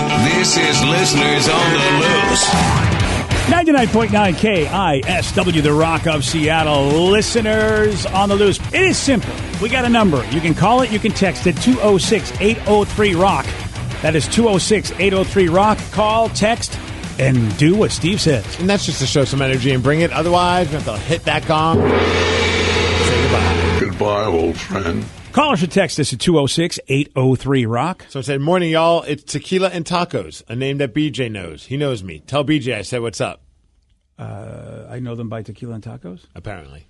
Does he understand that as I travel this road in life for as many years as I have, is that I do forget things like that? I was willing to put money on it. Like when I saw that text, I'm like, I guarantee BJ will not remember who this is. I have no idea who you are, sir. Well, say what's up. There is a great restaurant down by Lumen Field called Tequila and Tacos that is fantastic if you're going to a game this weekend. Okay. That's what that reminds me of. Fair. Yeah, I also would... It's probably, you know what, this is one of those this is a complaint that's like, oh, first world problems. But you really have to ask yourself, how many times have we interacted? And when was the last time we interacted? Probably you got Tequila and Tacos. Because I'm not a tequila and taco guy. I like tacos, but not a tequila guy. Maybe that's their name. They're like, hey, man, I'm Tequila and Tacos. When was the last time we communicated that I actually saw your face in person, Tequila and Tacos person? Well, they said hi. And I appreciate the hi. And I'll just be like, hey, man, but I don't know who says you are. Hi back. Send a picture. I don't know. I don't remember you by that moniker, and I'm so sorry. I bet that's your superhero name, and I feel badly about it, but I feel like, there's got to be some expectation when, you're like, when was the last time we even interacted? It was a good friendship. Yeah. Sadly, it's not a friendship anymore. Yeah, I'm sorry. I'll just delete that text. You ought to delete that text. Well, Tequila and Tacos, forget everything I said. BJ says hi back. Yeah. I'm trying to be on a path of truthfulness. That's what my therapist has sort of been saying. Is like, speak your truth, not in a mean way, but just don't lie to people. Don't sit there and go, oh yeah, I remember, when you go, you don't. I'm trying to be better at that. That's always good. Yeah. So. It makes it easier.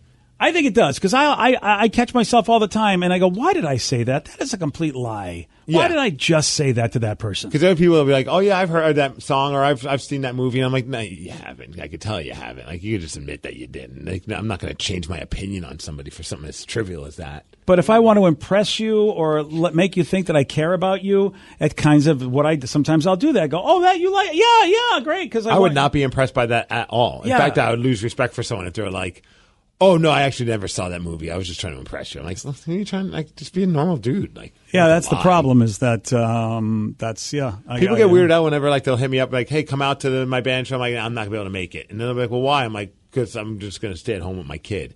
And they're like, well, that's not. They seem like that's like not a good enough excuse. Like I should have been saying like, oh, I'm saving puppies that night. Like I don't really understand like why I have to have a reason why I can't do something. I just don't feel like doing it. It's nothing That's personal. a tough one with bands. Well, you could also just say that's that a tough one. Say, I just don't want to go. I have. Yeah. That's what I'm saying. Like I much rather stay at home. Like I get very few nights at home on the weekends. Like.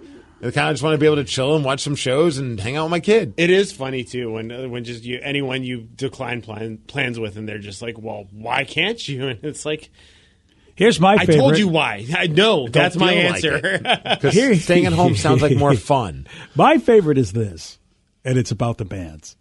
Is that and this is how they lead off. Mm-hmm. Really haven't listened to your show much lately. I was wondering if you could plug my band. And I'm like, okay, you understand how this relationship works. The only way I know you is that you're a listener, and hopefully you help me in my business. But you're saying you don't listen anymore, which means you're not helping my business, and then you're asking me to help your business. Like, does your brain not even see, no, sir, no, I'm not going to do this? Bands are very aggressive with that. I've had some bands hit me up like, hey, man, can you get me on the Migs cast? Love the show. I'm like, well, I haven't done the Migs cast in over 3 years, so there's a very good chance I won't be able to. And I'm like, and how much do you really love the show? Right. I mean, I'm like, clearly you're not listening unless you're listening to old episodes of the Migs cast. Like, I have not done one in over 3 years. Like, what do you? No, I can't have you on the podcast. Does it ever throw you off when anybody calls you by your old nickname? No. Like, you're like, oh, yeah, I listen all the time. Hey, STP. Oh, I'll get that sometimes. I think that's funny because Yeah. my wife will be like, I bet they haven't listened in a while. I'm like, probably not, but at least they remember something. Right? Yeah. That's awesome. Yeah. So I'm going to be more truthful. Spit on their shoe and I go, get out of my face. That's a good way to do it, too. Yeah. That's how I handle everything. Just spit on people's shoes. Oh, okay. That's a good way to go. What do you do if your mouth's dry? Oh, never mind. I don't Wow. know. Why did you ask that question? You know what they say in court. Do not ask a question of the witness that you don't already know the answer to, because this I don't know what you guys were thinking. I was just going to say flick their nose with your finger. Like, Oh, is that where? Yeah. You guys jumped the gun. I thought you were going to flick things out of your nose to them. I think we jumped the love gun is what we did. 206-803-ROCK. It is Listeners on the Loose. You pick the topic. You guide the show. Call us and text us at 206-803-ROCK. Somebody said, what's the weirdest food combination you've had to try or that you tried because you were a kid? Mine was chocolate chips and mustard, and it wasn't as bad as I thought. So there you go. Chocolate chips and mustard. Wow. I remember having. I don't ever want to try that. My thing was carrots and mayo. That makes sense, though, because mayo's kind of like, that's what... It's a salad dressing. Well, it's like salad. Yeah, like but I would ranch. just have a jar of mayo and a Okay. bag of carrots and just dip them in and eat it. That honestly doesn't sound that weird. Yeah, to it really me. doesn't sound weird Everybody to me. that I ever did that around thought it was the most disgusting thing they ever seen. Really? Yeah. Those people are high. Yeah, I thought it was. And it's delicious. It's definitely. It's very healthy because you're having carrots. I mean, it's like, what do you think ranch is? Ranch is Yeah. just like amazing mayo. Or I think of like a banh mi like sandwich because they have the carrots and then Oh, there's always yeah. like that good aioli on there. On me, baby. No, my mom she said this was like a dessert or a treat that she had in Mexico involving carrots, but they would just like shred the carrots, put lime juice, and then sugar on top. And she made it for us once, and it was actually very delicious. Wow, I mean, great. carrots are sweet. Lime juice, carrots, and sugar all together. Yeah, I mean, I'm used That's to weird to me. I'm used to putting lime juice and like a spicy salt, like a tahine or something on top of vegetables. Like a vagine? Tahine. Oh, tahine. Excuse me. I'm Tahine. sorry. I was It is gonna say delicious. That's got to hurt. You can put that on your elotes. You can put that on Oh, your, hey, I'm not like your putting anywhere in my watermelon. lotes, okay? They're very You put- sensitive. Put what you want in your own vagine. You leave my lotes out of Okay, it. fine. I'll just put mayo and cheese on your elote. Okay, I don't think that'll be good. Probably had worse on it at some point. You know. You don't know until you try, buddy. All right, here we go. Johnny Brown is in Edmonds and wants to talk to us. 206-803-ROCK. That's the number to call. That's the number to text. Johnny, you are on the rock. Johnny Brown. Johnny Good Brown. morning. Hey, Steve. How you doing, bud? I'm good. Good to hear you, my man. Oh, you know Johnny. Oh, good to we hear go you. way back. That's very good because I totally didn't know who he was. Yeah, Johnny Brown's the man. Sorry, Okay. Johnny. Now, Steve, I talked to Chris Egan about the wiffle ball game. He wants a redemption. Paul Sylvie has not yet. What's stated happening that here? that What is was going on? Dude, back. a wiffle ball game between Steve, Andy Savage, Jody, and Oh, that radio we're going station. way back. We were at Green Lake and set up and we had a wiffle ball game, 9-inning game against Dennis Bounds, Lori Marcotte, Paul Sylvie, and Oh, man. Steve gobbled up the ball at second base to me on the pitcher's mound, and I went over and tackled Paul Sylvie for the 27th out. We win 3-2. Who was Johnny Brown that he was on your team? Johnny Brown's just a buddy, and so we just had him on Oh, our he's a team. ringer? Yeah, he Oh, was. okay. Him and his son. Johnny's son was almost like he went pretty high level of baseball, so he was on our team as well. And Johnny went crazy and tackled Dennis Bounds? Paul Sylvie. Paul Oh, Sylvie. that even still is. Paul Sylvie was still the main guy, right? Wasn't he the sports guy? Yeah. Oh, that's what you want. Some rando just barreling you over in what's supposed to be a friendly soft. It was very No, wiffle ball no. until it got violent. Paul Sylvie and Egan have known me because I've coached in the Seattle region for. Well, I'm still coaching. I got a Do granddaughter. they really that know I'm Johnny, or coaching do they now. really? No, they do. Johnny, they do. Okay. Yeah, yeah, 'Cause you know how some people say they know you, like Tequila and Sunrise over But there. dude, Whatever the hell that best is. part, Yes, sir. the best part was our we had the baseball T-shirts with the 3/4 sleeves. Our Yeah. shirts were a bat with two balls. Oh, wow, that's a I still shocker. got it. Well, I brought you the team photo. Yeah. That one morning I came in and brought you guys breakfast. Yes. So, very nice. Yeah, it was it. Yeah, I gave Did I like Steve that the breakfast? You loved it. It was McDonald's. Oh, thanks, buddy. Yes. But other than that, Egan wants you to get a hold of him so we can Why set up doesn't another one. why doesn't Egan just get a hold of us himself? He said he's busy doing all high school sports. They're winding down and getting into the state championship. I'll be honest. I like Chris Egan. Chances are we're not going to do this football game again. Exactly. I love it, but it's not going to happen. No, I got a band to go see this weekend. That's been hitting me up. Yeah, sorry. My schedule's really probably busy. the not and the going to happen means there is no month that will work, Johnny. I hate to say it. That sounds like fun. I just thought I'd throw that you guys. You guys rock. Steve, All right, love thanks, you, man. Johnny. Love you too, man. Hey, you guys stay beautiful. There you go, buddy. Yeah, but Johnny, dad life changes everything. It really does. You know, if I don't have anything planned, I don't make new plans. Well, and also old it's like man life. plugging me about that damn donkey race. It was like getting hit from everywhere. Oh, with no, we with don't John wanna do Curley, that. like every producer hit me up, is the listener and everyone. I'm like, dude, I'm not We're trying to be not- rude, no. but I would much rather hang out with my child than get on a donkey and race it around for an afternoon. Now, I told them if they could somehow get a sponsor, if all of a sudden I said no. I BJ. would do it. Then you go do it. Hey, look, if Starbucks is going to invest in a good amount of money for me to go be on a donkey, I'll Yeah. do it. But if there's no money in it, what am I doing this for? You're riding donkeys. You know, I mean, John that was Curley. my 20s. I was into riding donkeys in my 20s. Like, exactly. I'm 40 now. And I Come feel on. like John Curley is a man who's probably in my demographic. It can't be that important to you. You've had a great career, sir. Find some other things to do to have a wonderful time. You don't need to ride a donkey for nothing. We should get paid for this ass. It was pretty funny, though, to have an email from his producer who I could tell, it pained him to send a message saying, I understand that what I'm about to send you sounds very weird, but I hope you understand where I'm coming. Because he was just told to message me. Oh, so he didn't know the history so much, I don't guess? think so. Oh, so that's he's tough. like, I know this comes off as very odd. It's nice to meet you. Would you be interested in riding a donkey against John Curley? I'm like, dude, I got other things to do. It all just sounds crazy. He never wrote me back. I just like when someone says, "Hey, this celebrity told you to let's go," Mm-hmm. and I'm like, "You're the intermediary, really? Why don't? Really? Yeah, no one wants to talk to us, man. Yeah, I think Chris Egan. We've had him Chris, on. he can find me. I'm in the streets of Puyallup. He's on the streets of Puyallup. Yeah. We can run into each other. That's why I'm always a little. I'll meet you by the suspect. guy that does the crazy sign stuff for the puppy place. Here's what happens: somebody goes up to a guy like Chris Egan and says, "Hey, you know what would be cool? What's that? The we do the big wiffle ball game." And Chris, probably being very kind and courteous, goes, "Oh, that sounds like a fun idea." And the person goes, "What you just told me is to get Steve to do it and be your representative." Yes. All right, I'm doing it. Let's go. How am I doing with this truthfulness thing? It's going pretty well. Thank you. I have to say, I think you're doing a great job. Thank you, I buddy. feel like you found your truth and you're sticking with it. Yeah, got to set good boundaries, baby. That's what I'm all about. I say, today when you look at yourself in the mirror, you say, "Good job, BJ.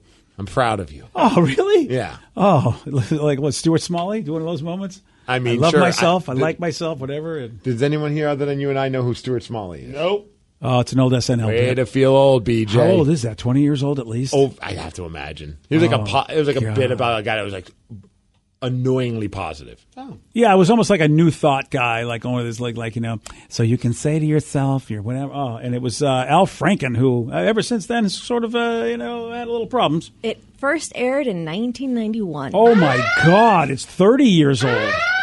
Oh my God, never mind. You're right, Steve. I got to retire that. I don't think anybody is tracking. Wow. Strictly relevant relates, like stuff from Seinfeld. Come on. Yeah, exactly. BJ and Migs, mornings on The Rock, 99.9 KISW. BJ and Migs, mornings on The Rock.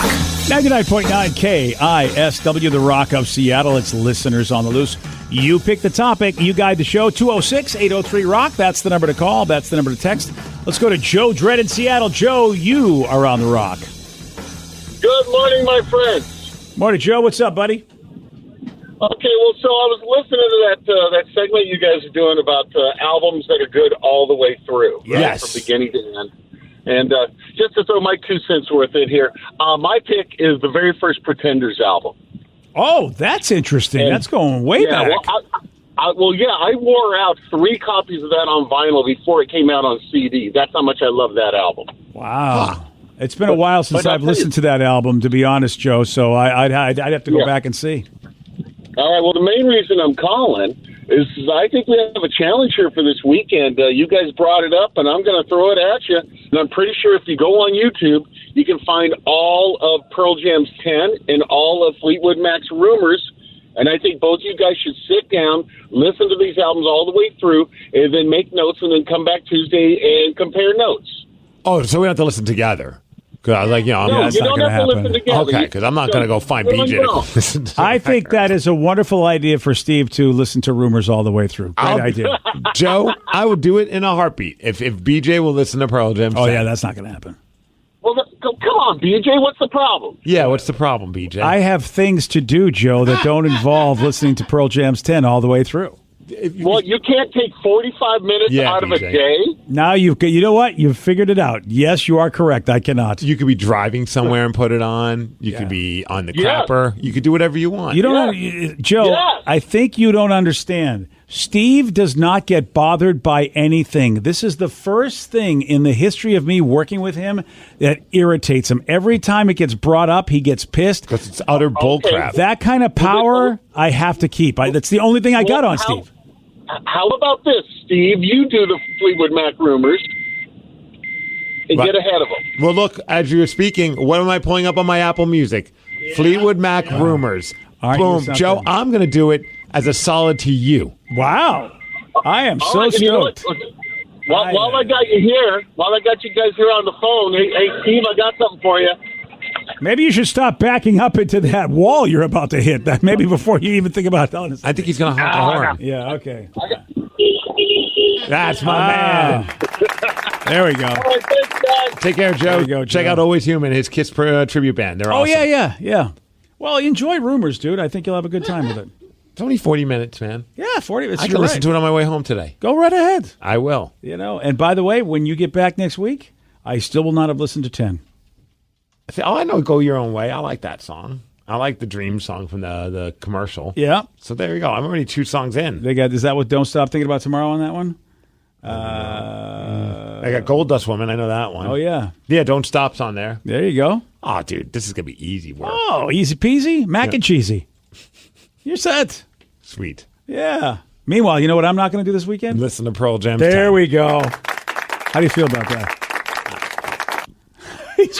He's trying to look like that he's not bothered. And No, he still is I'm trying bothered. not to curse. Yeah, Because my first thought is... I can't let this go. There's no way that this magic power I have over you, there's no way I'll ever listen. I just can't ever listen to 10 because then I'll have lost this. Can I say this is dark? Oh, whoa. Wow. But whenever that day comes when you decide to leave this planet, Yes, BJ, sir. I'm going to be there. Yeah. First of all, to make sure you're gone. No, I'm kidding. Don't blame you. You really I'm got to going check. to be there, and I'm gonna slide a couple earbuds in your ear. Oh, are you? And during the entire ceremony, I'm going to play Pearl Jam's 10. While I'm dead? Yes. Well, I don't know how to tell you. I don't. You know how this works, right? I don't know. There might be a soul in there. I don't know. No, I we feel like know it's been this gone thing. for a long time. Yeah, there's no soul in here right now. So But if good there luck to you. was, I'm going to make sure if there's any kind of weird afterlife thingy that involves your ears still working, Yes. you're going to listen to Pearl Jam's 10 You know, before you put 6 feet underground. If you're going to come to my funeral of whatever it is, I have no problem if you want to play 10 in its entirety. Wouldn't that be weird if all of a sudden someone saw me doing that? Like, what are you doing, sir? Yeah, you would. Yeah, that would be Why great. are you putting headphones on this guy, earbuds in this guy's ear? He's finally going to listen to 10. Yeah. And they go, sir, we're going to have to ask you to leave the state. It's Listeners on the Loose. You pick the topic. You guide the show. 206-803-ROCK. That's the number to call. That's the number to text. Since we're sticking with the dark conversation, someone texted and said, I don't know if you guys saw the interview where Brian Cox talked about why he didn't want to watch his character's death on Succession, but it got me thinking, if you were going to die on a TV or a movie show, how would you like to go out? First off, gosh, I feel like such a loser that I have not watched Succession at all. I don't even know what Succession is. It's on HBO. It's a gigantic show. Okay. I don't know what it's about. I think about a family of people in the world of finance, I think.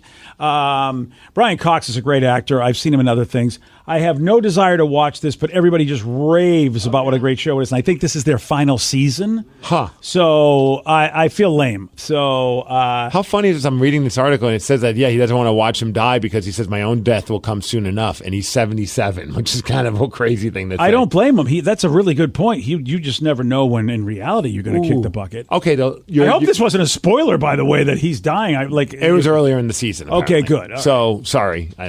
I'm reading text about shows I don't know. I didn't intentionally mean to spoil Yeah, you it. probably did if people are waiting to binge the whole. Some people do that. They wait to binge the whole thing. Well, hey, good news, Sarah. He didn't win in Survivor. He also did not win. His character's already dead. Brian Cox So did not he win in didn't- Survivor. Didn't win Survivor. So if we could die, how if should you we- could pick a way to die in a movie or a TV show, how would you want to go out?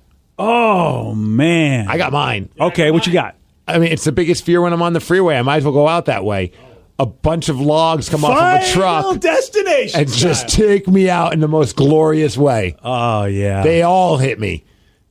So many people who, when The Walking Dead was on television, so many celebrities said, please let me be a zombie. I think Scotty Ian from Anthrax was one. Yeah. Yeah. And so a lot of folks got to live that dream. As a matter of fact, some of the actors, because, The Walking Dead had a cast that rotated all the time. You didn't know who was going to live or die in that show. Nobody lasted that long, really. And so a lot of them, some of them were depressed. They were like, you know what? I did not get to be a zombie. They just killed me off and they stabbed me in the brain before I could turn. And they were like really bummed because they wanted to be zombies. But I think for me, I would like to die in space. Oh, okay. Like Gravity? Yeah, well, like George Clooney? Maybe maybe Star Trek transporter accident. They're beaming me up from a planet and something happens and I don't come back and I'm just gone. Because I've seen that happen a couple of times. It's kind of a scary death, but, it's kind of like, beam me up, Scotty. And then just have them fighting. Captain, we need more power. Captain, more power. Try inverse phase. And then. Are you wearing the red Star Trek shirt? I have to. Right? Isn't that the sign that someone's going to die? I got to wear the red shirt. Otherwise, it just isn't right. I do have a close second. I just thought of if we're involving like celebrities taking us out. Yeah. It'd be kind of cool if Chucky killed me. Oh, yeah. Right? Yeah. That'd be pretty awesome if I could be in like a Child's Play film or a TV show and Chucky takes me out. Yeah. I wouldn't mind if, maybe Darth Vader just cut me down. That would be kind of cool. Like that would be really cool. All right, Vicky, how you going out in a movie or TV? See, it's not that dark because it's a fake world. Right. Yeah, it's fine.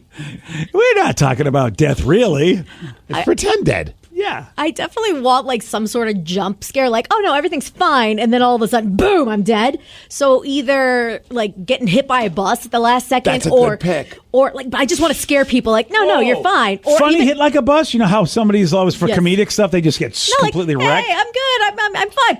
Yeah, or that's a fun way to go. Scary buddy, like Alien style, where just something explodes out of me, just bleh. It doesn't sound right, wanna but I know where you're going with freak that. everyone out. I have to that go is- out epically. Alien style, even to this day, Alien style does freak me out. Oh, yeah. Because everybody's oh, I think I'm fine now. And then, it's like, there it is. I think I read that in that movie, they didn't tell people what was going to happen, the actors, so a lot of the reactions were real. That's cool. If I was an actor, I'd be like, you son of a... All right, let's see. Danny, if you had to die... Actually, can I tell you? I just want Danny to die. I don't care how it is. Okay, well, that's a little dark. Now Is that too dark? Yeah. But it's Love you fake too, death. BJ. It's fake death. Ah. Oh, okay. No, I'd want a serial killer to kill me and then bake me into a pizza and then eat me. Okay, oddly specific. Yeah. I've thought Okay, about this a million you times. said I was dark. Yeah. Okay, I just want Darth Vader to have a fight with me and I lose. He just wants people to eat him? Just to troll What the Danny, hell I is- want them to put pineapples on that. Yes! Dang it, I didn't think about that one. That I will support. Matter of Then it fact, becomes a comedy. and since I look like, the Green River Killer, Danny, I'll help you out with that. Oh, God, all right. Yeah. All right, Sarah.